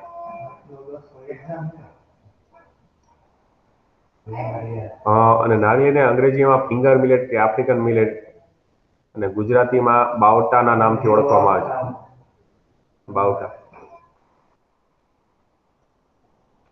એનામાં શું હોય છે? તો કે પ્રોટીન, ખનિજ અને વિટામિન ભરપૂર પ્રમાણમાં હોય છે. અને નાગલીમાં કેલ્શિયમ અને આયર્નનું પ્રમાણ પણ વધારે જોવા મળે છે. તો આ વસ્તુ યાદ રાખજો. આંગણવાડી કાર્યક્રમમાં જે સગર્ભા મહિલાઓ છે, પછી નાના નાના બાળકો છે જે 1 થી 3 વર્ષના, તો એને પણ પ્રધાનમંત્રી વય વંદના યોજના અંતર્ગત, બરાબર, આ ફૂડ પેકેટનું વિતરણ કરવામાં આવતું હોય છે, જેમાં નાગલીનો ખોરાક, રાગી વગેરે એનો ખોરાકનું પ્રમાણ હોય છે. તેલીબિયા, ચાલો તેલીબિયા તો બધાને ખ્યાલ જ છે. મગફળી જુઓ, ખાસ કરીને એને કેવી જમીન માફક આવે? બરાબર, તો કે કાળી, કસવાળી, ગોરાડુ અને લાવાની. કાળી, કસવાળી, ગોરાડુ અને લાવાની જમીન માફક આવે છે. જેમાં પાણી ભરાઈ ન રહેવું જોઈએ અને 20 થી 25 ડિગ્રી સેલ્સિયસ જેટલું તાપમાન, 50 થી 70 સેન્ટીમીટર જેટલો વરસાદ અનુકૂળ આવે છે. આ ખાસ આવી વસ્તુ યાદ રાખવી આપણા. હવે તમે લોકો કોઈ પણ પાકનો સ્ટડી કરતા હોય તો 3 જ વસ્તુ મહત્વની યાદ રાખવી. 3 વસ્તુ. એક તો જમીન કેવી માફક છે, બીજું એનું તાપમાન, અને ત્રીજું વરસાદ. અને પછી ચોથું અને પાંચમું યાદ રાખવું. તેમાં શું છે કે એ પાક ભારતમાં સૌથી વધારે ક્યાં છે, કયા જિલ્લામાં, કયા રાજ્યમાં, અને વિશ્વમાં સાપેક્ષમાં જોવું હોય તો. મગફળીના ઉત્પાદનમાં વિશ્વમાં ભારતનો ચીન પછી બીજા ક્રમે. આ પાછું ચીન આવી ગયું પેલા ક્રમે મગફળીમાં. એટલે ગુજરાત દેશમાં કુલ મગફળી ઉત્પાદન ગુજરાત છે પેલા ક્રમે છે. ખાસ કરીને કોણ? જુનાગઢ વગેરે. ફોટો તમને બતાવ્યો છે મગફળીનો, બધાને ખ્યાલ જ છે. ચાલો ત્યાર પછી તલ.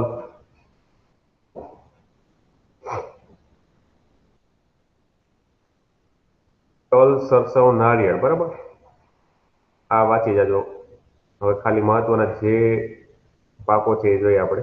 એરંડામાં ખાસ કરીને કેસ્ટર્ડ હોય, રવિ અને ખરીફમાં આનો સમાવેશ થાય છે. અને વિશ્વમાં આ પાકના ઉત્પાદનમાં આપણે ભારત જ માત્ર 64% જેટલો હિસ્સો ધરાવે છે. ત્યાર પછી ચીન અને બ્રાઝિલ, એટલે ચીનને આમાં આપણે પાછળ રાખ્યું છે. અને ભારતના કુલ ઉત્પાદનમાં 80% જો ઉત્પાદન કરતું હોય તો એ ભારતમાં ખાસ કરીને ગુજરાત, ત્યાર પછી આંધ્રપ્રદેશ અને રાજસ્થાન. તો આ હતું એરંડા. પછી પીણામાં ચા, કોફી વગેરે વગેરે. બરાબર. તો ચામાં તમારે યાદ રાખવું કે કેવી જમીન ઉષ્ણ અને સમશીતોષ્ણ કટિબંધી છોડ છે. ચીન પછી ભારત ચાનું સૌથી વધુ ઉત્પાદન કરે છે. ખાસ યાદ રાખવું. આપણે આના પછી ચીન પછી એને કેવી જમીન આવશ્યક છે તો કે ઢોળાવવાળી અને લોહ તત્વવાળી જમીન, તેને લેટરાઇટ સોઇલ કહી છીએ આપણે ઇંગ્લિશમાં. અને 20 થી 30 ડિગ્રી તાપમાન, 200 થી વધારે સેન્ટીમીટર જેટલો વરસાદ. એટલા માટે આસામ, મેઘાલય, બરાબર, પશ્ચિમ બંગાળ વગેરે જેવા ક્ષેત્રોમાં શું છે આ પાકનું ઉત્પાદન થાય છે. બધા ચા આસામ, પશ્ચિમ બંગાળ, ઉત્તરાખંડ વગેરે વગેરે. અને અસમ અને પશ્ચિમ બંગાળની દેશની 75% ચાનું ઉત્પાદન કરે છે. તમને ખ્યાલ છે કે 2020ના શરૂઆતમાં અથવા 2019ના એન્ડિંગમાં અસમની એક ચા છે જેને 1 કિલોના 75,000 રૂપિયા વેચાણી. યાદ છે કોઈને? આસામ ટી બોર્ડે વેચી છે, ઓપ્શન કરેલું છે. કોઈને યાદ છે? નામ યાદ નથી આવતું. હા, એ ખબર છે પણ નામ નથી યાદ આવતું. એટલે મને યાદ છે પણ એમાં કેવું છે, એક શબ્દ જ યાદ છે આગળનો. એ છે ગોલ્ડન સમથિંગ કંઈક છે ટૂંકમાં. એટલે તમે જોજો કે 75,000 રૂપિયા કિલો વેચાણી, 75,000. એટલે જોજો કઈ છે ઈ. ત્યાર પછી કોફી, એને પણ સેમ આના જેવું જ છે. પાકને ઢોળા ઉપર સૂર્યનો સીધો તડકો ન આવે અને કોઈ મોટા વૃક્ષની છાયામાં ઉછેરવામાં આવે છે. જો આ દેખાય છે પેલું ફિગર. અને એને પણ સૌથી વધારે વરસાદની જરૂરિયાત રહે છે, 150 થી 200. અને તાપમાન છે 15 થી 28 ડિગ્રી સેલ્સિયસ જેટલું તાપમાન. એટલે ઠંડા પ્રદેશમાં. Gold T sir, gold T. હા, મનોહરી ગોલ્ડન ટી. ઓકે, એટલે મને ગોલ્ડન જેવું નહીં યાદ હતું. બરાબર, સરસ, કાંઈ વાંધો નહીં. તો એક યાદ રાખજો, આ કદાચ માની લો પૂછવું હોય તો પૂછી શકાય, કારણ કે સૌથી વધારે વિશેષતા જોવા મળી છે.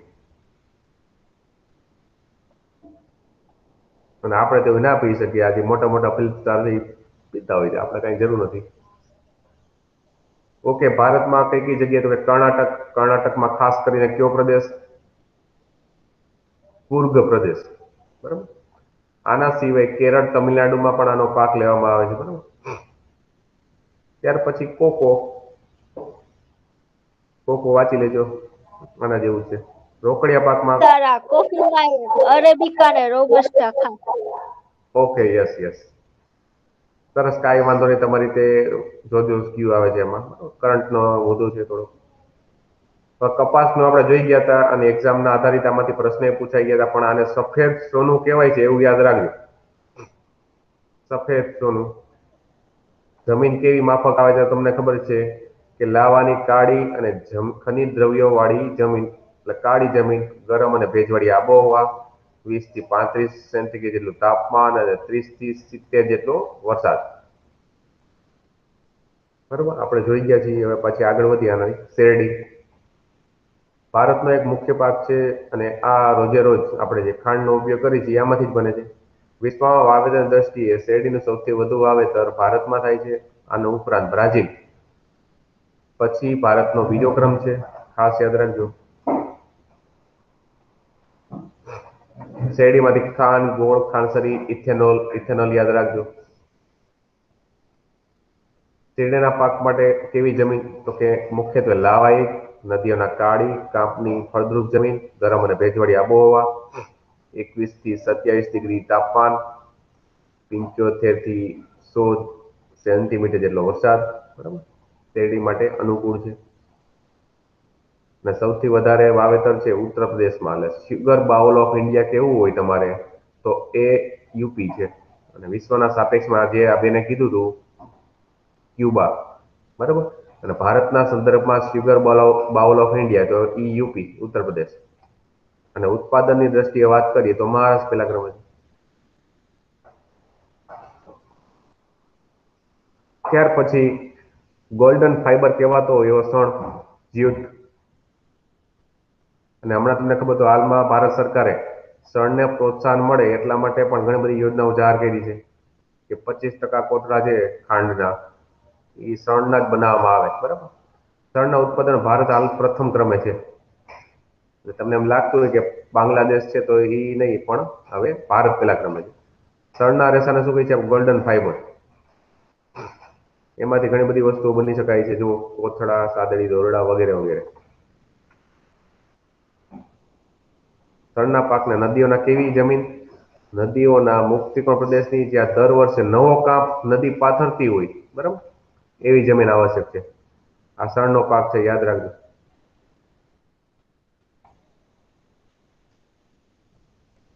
પછી ફળદ્રુપ જમીન, ગરમ અને ભેજવાળી આબોહવા, 30 થી 40 જેટલું તાપમાન, 100 સેન્ટીમીટર કરતા વધારે રેનફોલ, બરાબર. અને ખાસ કરીને પશ્ચિમ બંગાળમાં ગંગાના મુખ ત્રિકોણ પ્રદેશ, આસામ, બિહાર, ઓડિશા વગેરે જેવા પ્રદેશોમાં આનું ઉત્પાદન કરવામાં આવે છે.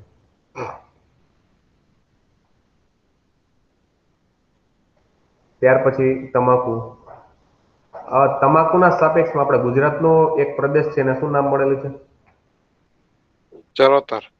ચરોતર. એને ચરોતરને આપણે શું કહીએ છીએ? સોનેરી પાનનો મુલક. વેરી ગુડ, સોનેરી પાનનો મુલક. હા, okay, very good.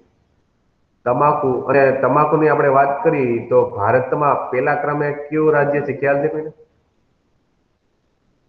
Uttar Pradesh. Andhra Pradesh આવશે. ચાલો, હું તમને પછી કહીશ. તમાકુ ખરીફ પાક છે. તમાકુના પાક માટે કેવી રેતાળ ગોરાડુ જમીન, 20 ડિગ્રી જેટલું તાપમાન અને 100 સેન્ટીમીટર જેટલું રેનફોલ વધારે આવશ્યક છે.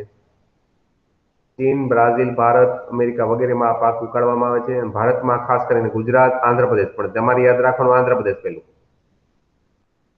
આંધ્રપ્રદેશ છે પેલા ક્રમે, એના પછી ગુજરાત આવશે. અને બાકી મોટાભાગના ઉત્તર પ્રદેશ, કર્ણાટક વગેરેમાં થાય છે. અને ગુજરાતમાં ખાસ કરીને કેવું હોય તો ખેડા, આણંદ જિલ્લામાં, બરાબર, એક પ્રદેશ આવેલો છે, ચરોતર નામનો પ્રદેશ, બરાબર. એટલા માટે આ પ્રદેશને સોનેરી પાનનો મુલક કહ્યું છે, બરાબર. અને ભારતમાં કુલ બીડી તમાકુના ઉત્પાદનમાં 80% ખાલી ગુજરાતમાં જ. તમાકુનું સેવન કરવું હાનિકારક છે, તેમ છતાં આપણે પી. તમાકુ ગુટખા પર પ્રતિબંધ મૂકનાર પહેલું રાજ્ય હોય તો સિક્કિમ છે. ત્યાર પછી રબર.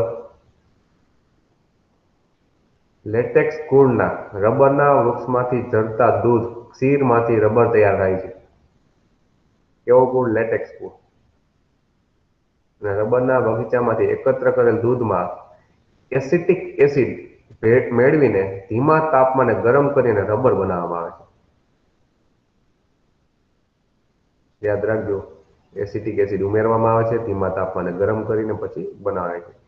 તેનો ઉપયોગ ક્યાં? તો કે ટાર ટ્યુબ જેવી અનેક ઔદ્યોગિક પેદાશોમાં ઉપયોગ થાય છે. ગરમ અને ભેજવાળી આબોહવા, વધુ વરસાદવાળો વિસ્તાર, આના માટે માફક આવે છે. અને વિશ્વમાં સૌથી વધારે રબરનું ઉત્પાદન થતું હોય તો એ મલેશિયા પેલા ક્રમે આવે છે વિશ્વના સાપેક્ષમાં. અને ભારતનું કેવું હોય, ભારતમાં પેલા ક્રમે આવતું હોય તો એ કેરળ છે.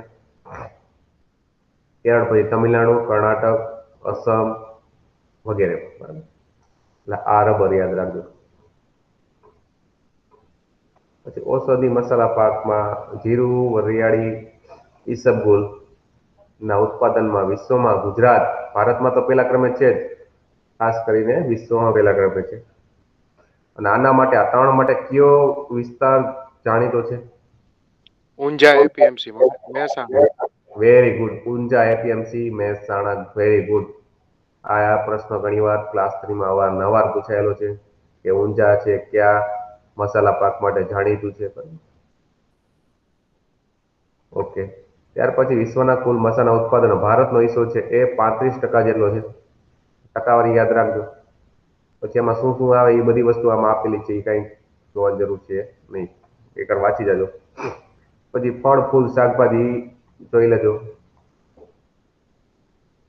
આ વાંચી લ્યો કે કયા કયા પ્રકારના ગુજરાતમાં રોકડિયા પાકોની ખેતી વધતા ઘાસચારાની પાકની અછત રહે છે, અને ઘાસચારાના વિવિધ ઉદાહરણ તરીકે ફોડર ક્રોપ જેવા કે ધરપ, ગુજરાત ધરપ 1, અંજન વગેરે જેવા શું છે ઘાસચારાના પાકો લાવી અને એનું ઉત્પાદન કરવામાં આવે છે. એટલે આ એક વસ્તુ યાદ રાખ, વાંચી લેજો એકવાર, ત્યારે જોઈ જાવ. ચાલો.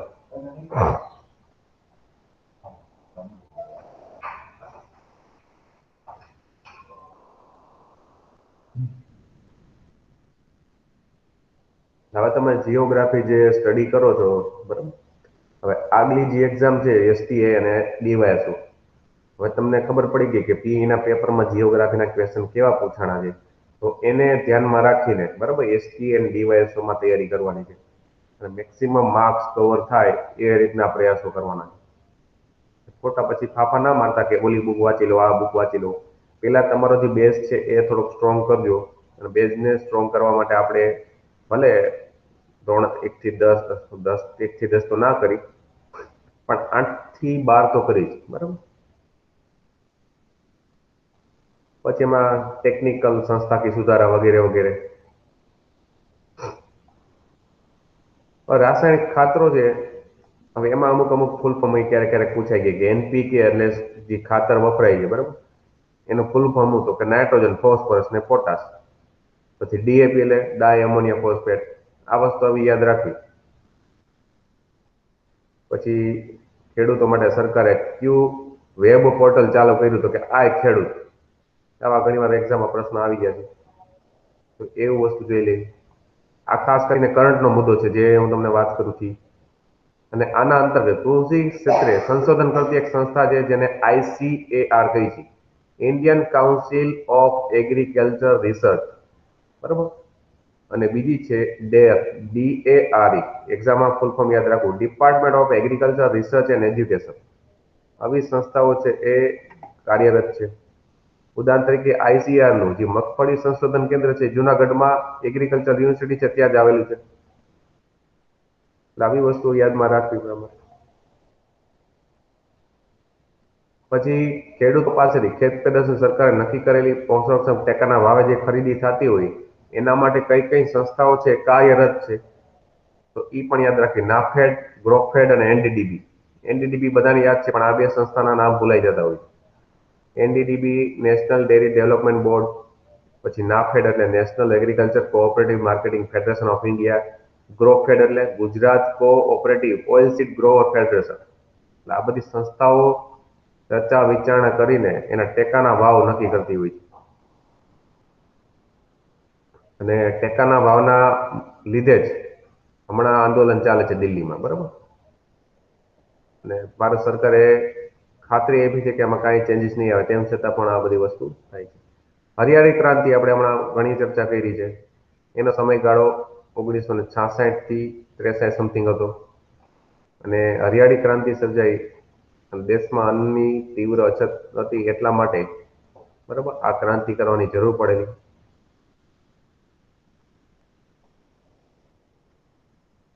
જેના અંતર્ગત ઘઉં અને ડાંગર એટલે ચોખા આપણે વાત થઈ હતી, ઘઉં અને ડાંગરના પાકમાં વિક્રમજનક ઉત્પાદન થયેલું. ખાસ કરીને આ બે યાદ રાખજો.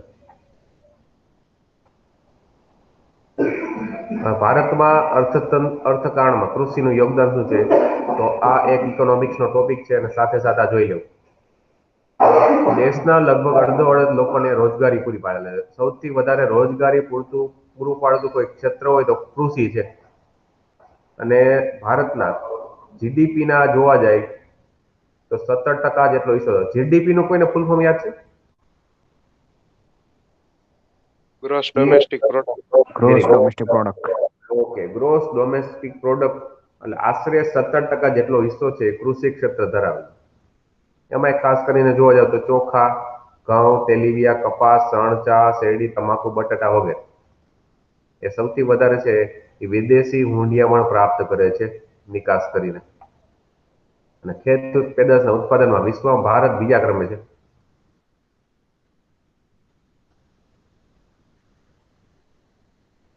હવે આ જે કોષ્ટક છે ખાસ જોવો જોઈએ. ભારત અનાજનું વાર્ષિક ઉત્પાદન. જો ક્યાંથી ડેટા ક્યાંના આપ્યા છે 2014-15 ડાંગરનું કેટલું થયું, ઘઉંનું કેટલું થયું, કઠોળ, જાડા ધાન્ય, તેલીબિયા, કપાસ, શેરડી વગેરે વગેરે.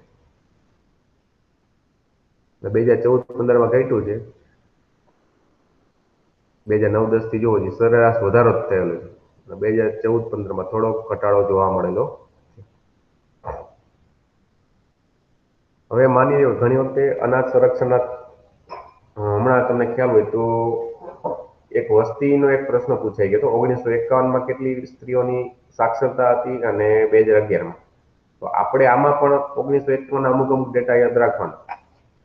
1951માં દેશની વસ્તી આશરે 36 કરોડ અને 10 લાખની હતી, જે આજે 125 પણ ખરા અર્થમાં 130 કરોડથી વધુ છે. અને તેમ છતાં આપણા દેશના 5 વર્ષોમાં અનાજનું ઉત્પાદન વધ્યું અને જોવા જાવ તો 1950-51માં ભારતમાં 51 કરોડ ટન અનાજનું ઉત્પાદન થયું, જે વધીને 2013-14માં 265.04 કરોડ ટન થયું. તો કે વસ્તી વધે છે એટલા માટે આ ઉત્પાદન થવું પણ જરૂરી છે. પછી આ ઘણી બધી અસર છે. ભારતની ખેતી પર વૈશ્વિકરણની અસર શું? બરાબર, જેનેટિક. ઓકે, તો આટલી મહત્વનું જોયું આપણે. શેના ઉપર? તો માત્ર કૃષિ ઉપર, કે કૃષિમાંથી કઈ રીતે એક્ઝામમાં પ્રશ્નો પૂછાય છે. બરાબર,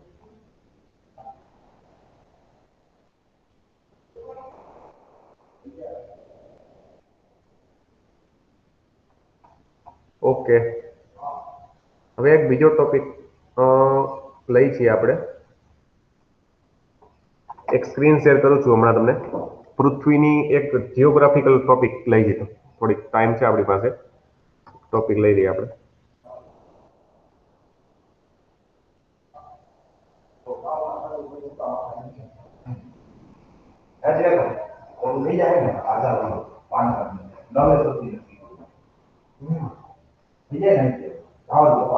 ઓકે, હવે પૃથ્વીની ગતિ. આ ટોપિક લગભગ આપણે બાકી છે. પૃથ્વીની ગતિ નામનો ટોપિક. આમાંથી ઘણી વખતે પ્રશ્ન પૂછાઈ જાય છે અને એક્ઝામમાં પ્રશ્ન પૂછાય છે. બરાબર, ચાલો જોઈએ આપણે. પૃથ્વીની જોવા જઈએ તો બે ગતિ છે. એક પ્રકારે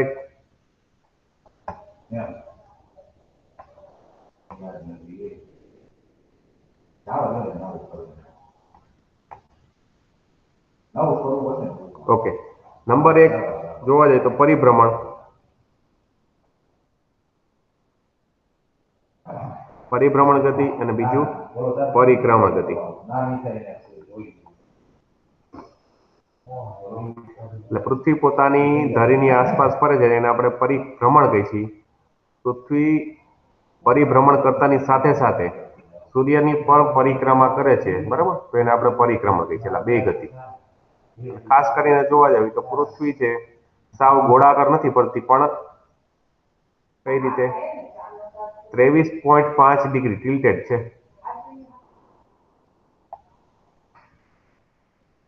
23.5 ડિગ્રી જેટલો એટલો ઝુકાવ છે. એટલું ઝૂકીને પછી શું કરે છે, અને આમ જોવા જાય તો કક્ષામાં આ પૃથ્વી કક્ષામાં જે ફરતી હોય છે એ કક્ષામાં 66.5 ડિગ્રીનો ખૂણો બનાવે છે. જ્યારે પરિભ્રમણ દરમિયાન 23.5 ડિગ્રી બરાબર ફરતાની સાથે સાથે, અને કક્ષા સાથે જોવું જોઈએ તો કેટલા?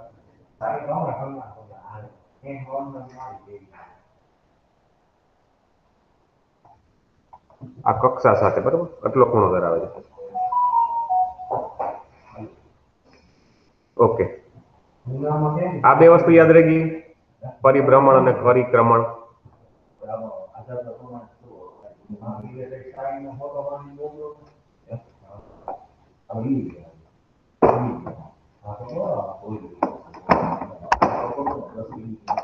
ઓકે, આગળ વધી.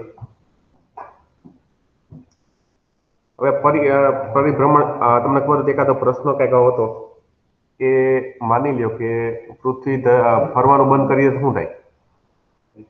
તો એની અસર હું તમને આજે કહું છું. પરિભ્રમણ અથવા ધરીભ્રમણ.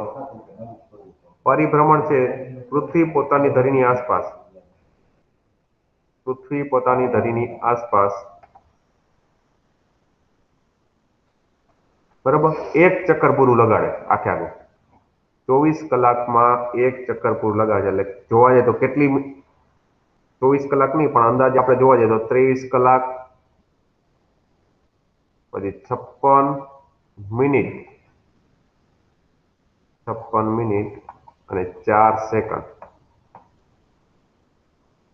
આ પરફેક્ટ છે કે પૃથ્વી પોતાની ધરી ભ્રમણ કરે છે એટલે એક ચક્કર લગાવે તો એટલો સમય લાગે. પણ આપણે આશરે શું કહીએ 24 કલાક કહીએ છીએ. આ પરફેક્ટ છે એકદમ. 23 કલાક 56 મિનિટ અને 4 સેકન્ડ જેવો સમય લાગે છે. તેના લીધે શું થાય તો કે દિવસ રાત થાય છે. ધરી ભ્રમણ કરે છે 24 કલાકમાં આમ આટો ફરે છે એટલે શું થાય છે દિવસ રાત થાય છે. અને સમગ્ર વર્ષ દરમિયાન વિષુવવૃત્ત પર દિવસ અને રાત કેવા સમાન હોય કારણ કે સૂર્યના કિરણો વિષુવવૃત્ત પર સીધા પડે છે. આ વિષુવવૃત્તની વાત કરી હતી આપણે.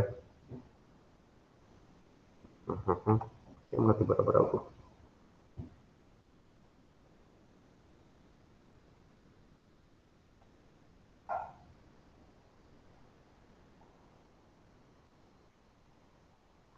આ વિષુવવૃત્ત છે.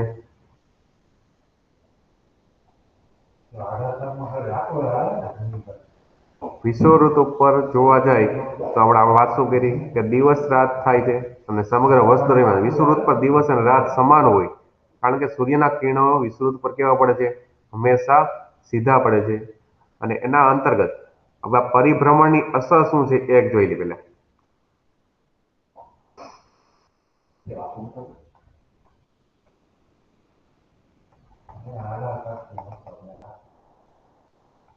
પેલું પરિભ્રમણ થાય છે અને એની અસર શું તો કે પૃથ્વી પર સૂર્યોદય અને સૂર્યાસ્ત થશે. પૃથ્વી પર સૂર્યોદય અને સૂર્યાસ્ત. બીજું તો કે દરિયામાં ભરતી અને ઓટ આવે છે. બરાબર પરિભ્રમણ થાય છે ચંદ્રનું ગુરુત્વાકર્ષણ બધું વગેરે વગેરે ભાગ ભજવતું હોય એટલા માટે ભરતી અને ઓટ પણ આવશે.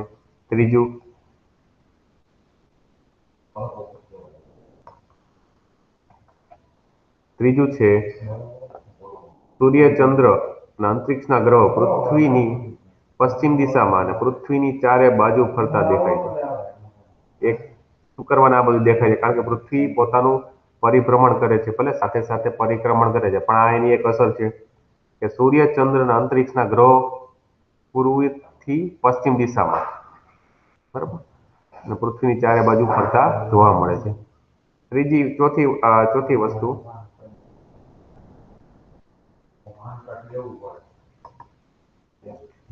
ત્યાર પછી હવા અને પ્રવાહોની દિશા બદલાય છે.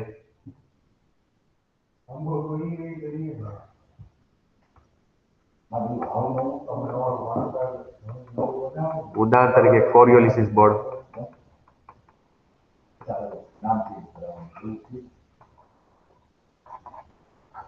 બરાબર એટલે આ હવા અને પ્રવાહની દિશા બદલાવ ઓબ્વિયસલી જો પૃથ્વી પોતાનું પરિભ્રમણ કરે તો આ એની ચાર અસર જોવા મળી. બરાબર સૂર્યાસ્ત અને સૂર્યોદય થાય છે ભરતી અને ઓટ આવે છે સૂર્ય ચંદ્ર અને બરાબર વગેરે જેવા ગ્રહો છે આપણે જોઈ શકીએ છીએ. હવા અને પ્રવાહની દિશા બદલાય છે. ઉદાહરણ તરીકે કોરિયોલિસિસ બળ ના લીધે શું છે પૃથ્વીના પરિભ્રમણના લીધે બરાબર હવાઓ થોડી મરડાઈને આજુબાજુના વાતાવરણમાં ફેલાય છે. તો આ પૃથ્વીની પરિભ્રમણની અસર હતી. આમાં કઈ ડાઉટ છે? એટલે તમે જો પીઆઈ નો પ્રશ્ન પૂછાણો હતો તો આના લીધે તમે ઈ કેલ્ક્યુલેશન કરી શકો બરાબર પરિભ્રમણ. ત્યાર પછી હવે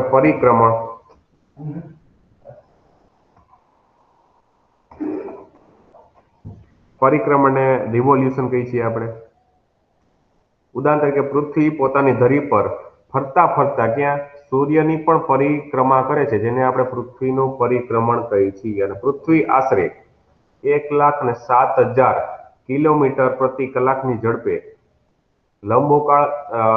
ઇક્વિલિપ્ટલ અથવા તો શું કહેવાય ઇલિપ્ટિકલ અથવા તો લંબગોળાકારમાં પરિક્રમણ કરતી જાય છે અને સૂર્યનું ચક્કર લગાવે છે એક આખા વર્ષ દરમિયાન, જેને પૃથ્વીનો પરિક્રમણ કાળ કહી છે. જે આપણે વાત કરી હતી કે ગઈકાલે કે 365 દિવસ, ખરા અર્થમાં આપણે શું કીધું હતું કે એક ચક્કર લગાવતા પૃથ્વી સૂર્યનું એક ચક્કર લગાવતા કેટલી કે 365 દિવસ લાગે છે. પછી કલાક કેટલી કીધી હતી આપણે? 365 દિવસ, બરાબર. પછી 5 કલાક, ત્યાર પછી 48 મિનિટ અને 46 સેકન્ડ. આટલી વાર લાગે છે એક ચક્કર પૂરું કરતા. એટલે આમ આશરે આ બધામાંથી આપણે 6 કલાક આશરે લઈ, કાલે આપણે વાત થઈ હતી, બરાબર. તો દર 4 વર્ષે એક દિવસ ઉમેરવો પડે. 6 ચોક 24 કલાક થાય. 24 કલાક એટલે એક દિવસ. એટલે લીપ યર હોય તો એમાં 366 દિવસ આવશે અને એના અંતર્ગત ફેબ્રુઆરીમાં 28 ના બદલે 29 દિવસ હશે. તો આ પરિક્રમણ કહેવામાં આવશે. ઓકે, ચાલો ત્યાર પછી હજી આગળ વધી.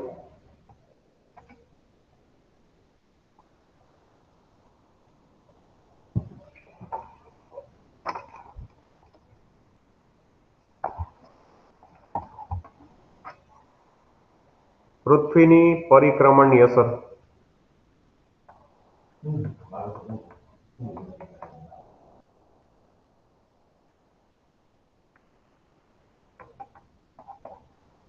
પેલું પરિક્રમણની અસરમાં શું પેલું આવશે તો કે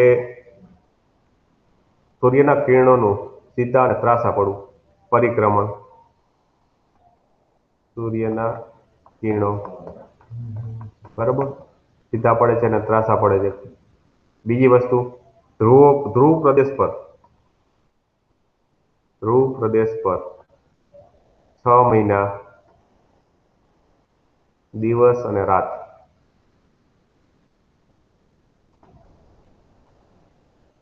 હવે આ બીજો પોઈન્ટ લખ્યો છે તો આના માટે આવી ઘટના બને છે કઈ બાજુ, કયો દેશ? ચાલો જી, કયો જી? નોર્વે. Very good. ઉદાહરણ તરીકે નોર્વે, બરાબર. તો આ પરિક્રમણનો એક શું કહેવાય અસર થઈ છે, બરાબર. જેમાં તમને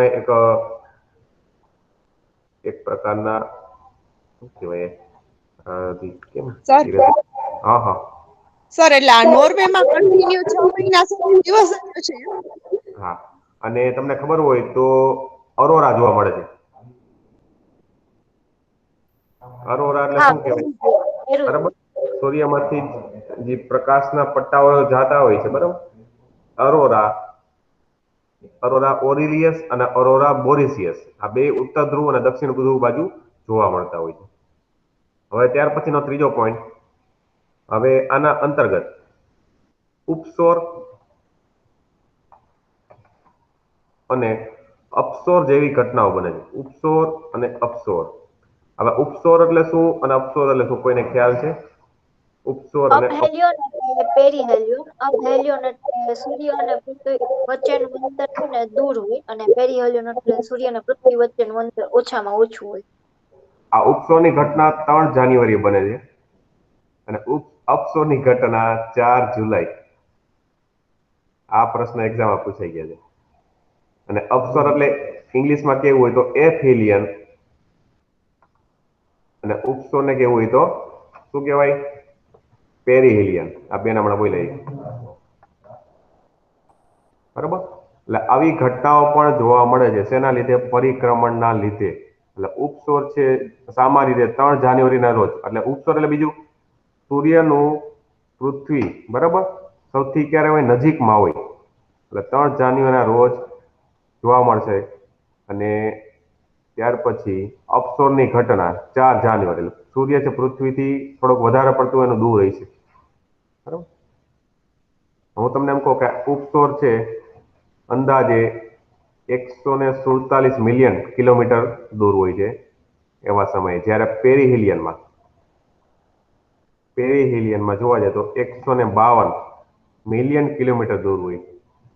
એટલે અપસોરને આપણે એમ કેવું સૂર્યનું પૃથ્વીથી સૌથી વધારે અંતર અને ઉપસોર એટલે સૂર્યથી પૃથ્વીનું ઓછું અંતર. 3 જાન્યુઆરી ઉપસોરની ઘટના બને છે પેરીહિલિયનની, અને અપહિલિયનની ઘટના 4 જુલાઈના રોજ જોવા મળશે. રેડી? એટલે આ એક ત્રીજો મુદ્દો થયો. ત્યાર પછી ચોથો મુદ્દો હું ઉપર લખી નાખું છું. ચોથી ઘટના શું થાય તો કે કર્કવૃત અને મકરવૃતનું નિર્ધારણ. કર્કવૃત અને મકરવૃતનું નિર્ધારણ પણ શું છે, એક પરિક્રમણની અસરના હિસાબે જ જોવા મળે છે. ત્યાર પછી પાંચમું, સર ચોથું શું કીધું એ ન સમજાણું. કર્કવૃત અને મકરવૃત. ઉદાહરણ તરીકે હું તમને એમ કહું કે ઉષ્ણકટિબંધ. આ ઉષ્ણકટિબંધ છે એ ખરા અર્થમાં ક્યાંથી ક્યાં સુધી હોય તો કે આ બેના વિસ્તારની વચારે જ છે ને. આ બેના વિસ્તારની વચારે હોય તો એના માટેનું પણ આ એક અસર જવાબદાર છે. અને આના પછી તો કે સમશીતોષ્ણ કટિબંધ, એના પછી શું આવશે તો કે શીત કટિબંધ. એટલા માટે મેં શું કીધું કર્કવૃત અને મકરવૃતનું નિર્ધારણ. અને પાંચમું, દિવસ અને રાત લાંબા ટૂંકા થવા.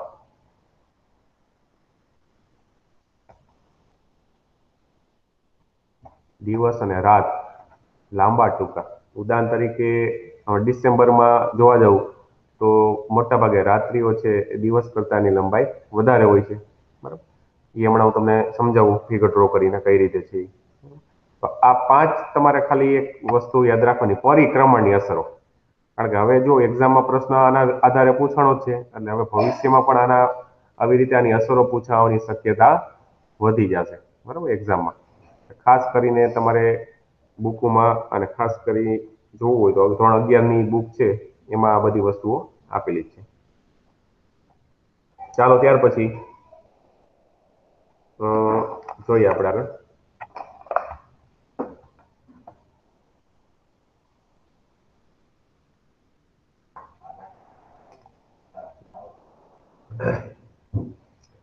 હવે હું તમને એમ કહું છું કે ઉદાહરણ તરીકે 21 માર્ચ, 23 સપ્ટેમ્બર અને 21 જૂન અને 22 ડિસેમ્બર.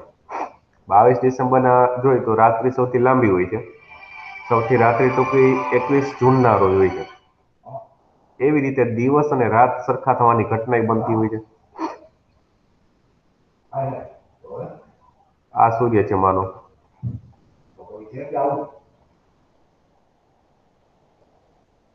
સૂર્યના કિરણો છે, સૂર્ય જોવા જાય તો સ્થિર ગણાય પૃથ્વીના સાપેક્ષમાં, અને પૃથ્વી છે સૂર્યની પરિક્રમા કરતી રહેતી હોય છે.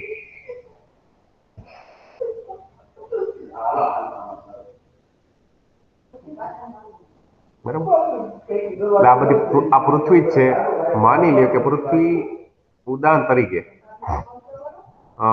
હું તમને એમ કહું કે આ જૂન મહિનો છે. આ જૂન મહિનો, આ ડિસેમ્બર. જૂન, ડિસેમ્બર, બરાબર. પછી માની લ્યો કે આ છે એ માર્ચ મહિનો. એટલે તમને બધું ક્લિયર કરાવતો જાઉં.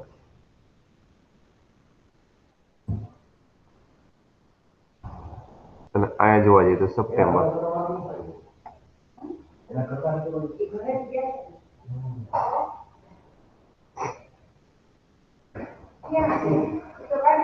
હવે આખા વર્ષને આવી રીતે ડિવાઈડ કર્યું છે. ઉદાહરણ તરીકે હું તમને એમ કહું કે માર્ચ પછી એક જ મિનિટ,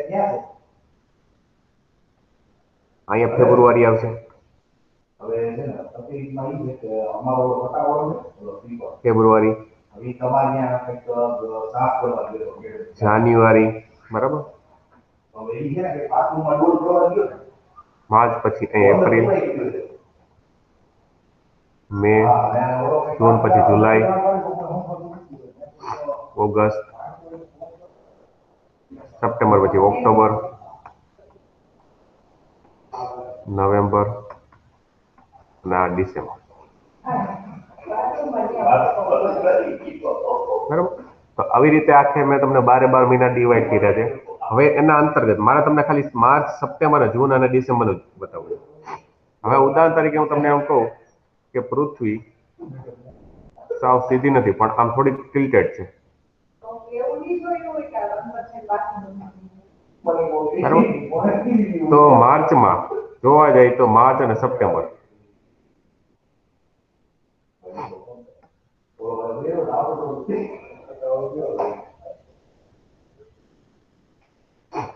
સૂર્યના સીધા કિરણો પડે છે અહીંયા.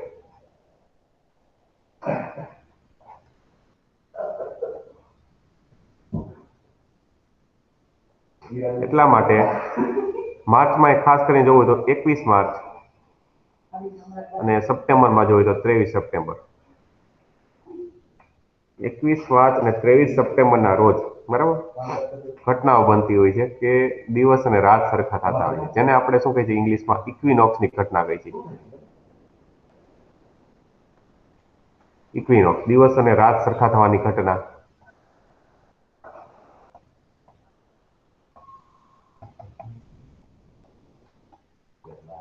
દિવસ અને રાત સરખા થવાની ઘટનાને ઇક્વિનોક્સ અને ખાસ કરીને 21 માર્ચ અને 23 સપ્ટેમ્બરના રોજ ઘટે છે. કારણ કે સૂર્યના સીધા કિરણો બરાબર આ રીતે ઉદાહરણ તરીકે સૂર્યના કિરણો વિષુવવૃત્ત પર બરાબર વિષુવવૃત્ત પર 21 માર્ચ અને 23 સપ્ટેમ્બરના રોજ સીધા પડે છે, જેથી કરીને સૂર્યના કિરણો ઉત્તર ગોળાર્ધ અને દક્ષિણ ગોળાર્ધમાં પણ સમાન રૂપે જોવા મળશે. એના આધારે આ ઘટનાઓ બનતી હોય છે.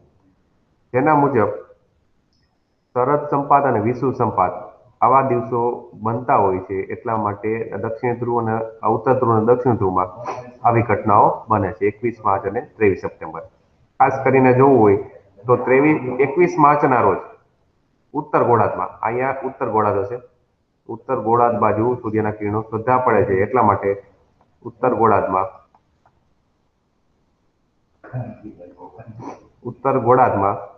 21 માર્ચને આપણે ઉજવી છીએ વસંત સંપાત દિવસ તરીકે, અને એવા જ સમયે ઉત્તર ગોળાર્ધમાં 23 સપ્ટેમ્બર બરાબર 23 સપ્ટેમ્બરને આપણે શરદ સંપાત દિવસ તરીકે ઉજવવામાં આવે છે. એટલે આ ઉત્તર ગોળાર્ધની વાત છે. જ્યારે દક્ષિણ ગોળાર્ધની વાત આવે બરાબર દક્ષિણ ગોળાર્ધમાં 23 સપ્ટેમ્બરના રોજ અહીંયા દક્ષિણ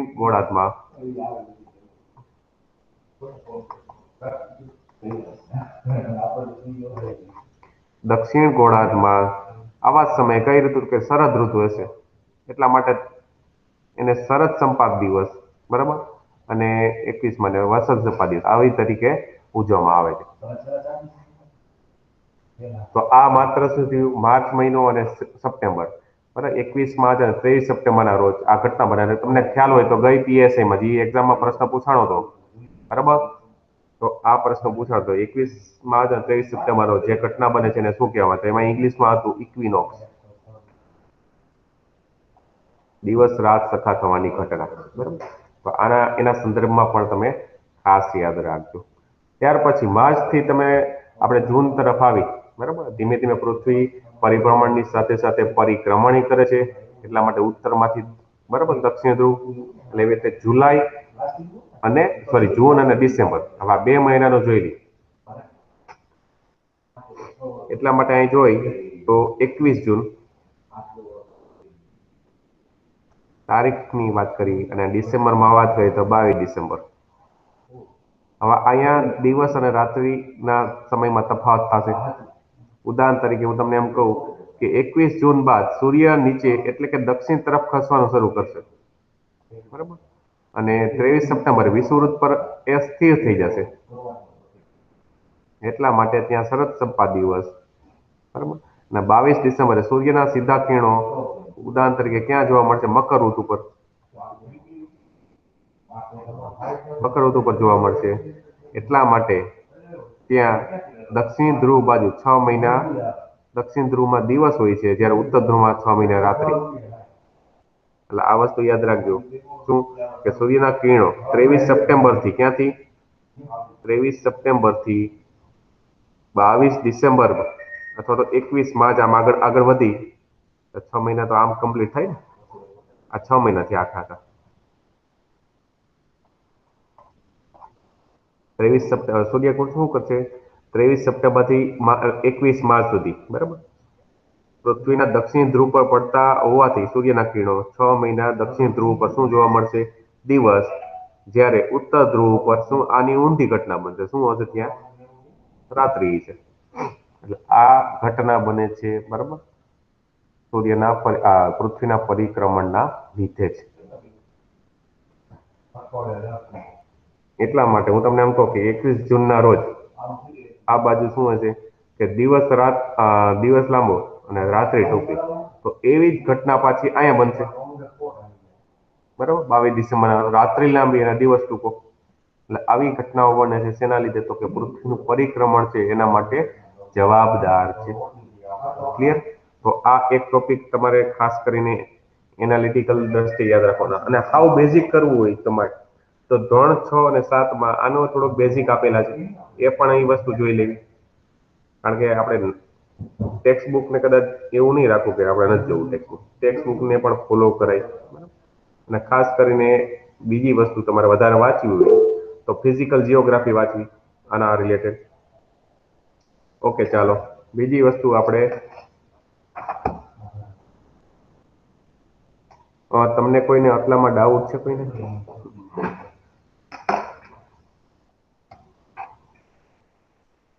નો સર. ઓકે, તો હવે બીજી વસ્તુ બતાવી છે મારે તમને. એટલે હજી વાર છે કે ટાઈમ થોડોક 5 જ મિનિટ છે. એક વસ્તુ જોઈ લઈએ આપણે, પછી છૂટા પડી.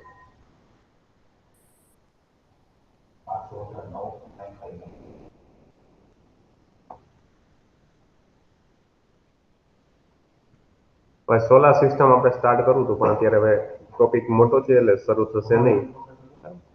થોડુંક બેઝિક જોઈ લઈએ આપણે. હવે આપણે ગઈ એક્ઝામમાં એક પ્રશ્ન પૂછાઈ ગયો આનાથી. એક તો ઉપગ્રહનો પ્રશ્ન હતો. ગુરુનો ઉપગ્રહ છે યુરોપા, શનિનો ટાઇટન, મંગળનો ફોબોસ અને ડીમોસ એવું કંઈક હતું, અને છેલ્લું સેરેસ હતું. એને ઉપગ્રહ તરીકે માન્યતા નથી મળી, એટલા માટે એ શું તારામાં ગણતરી થાય એને શું કહેવાય ઓડ તરીકે ગણ્યું હતું. ઈ પણ પ્રશ્ન પૂછાઈ ગયો હતો. પછી સૂર્યથી બધા ગ્રહો કઈ રીતે ગોઠવાયેલા છે, બરાબર, એ પણ જોઈ લેવાનો.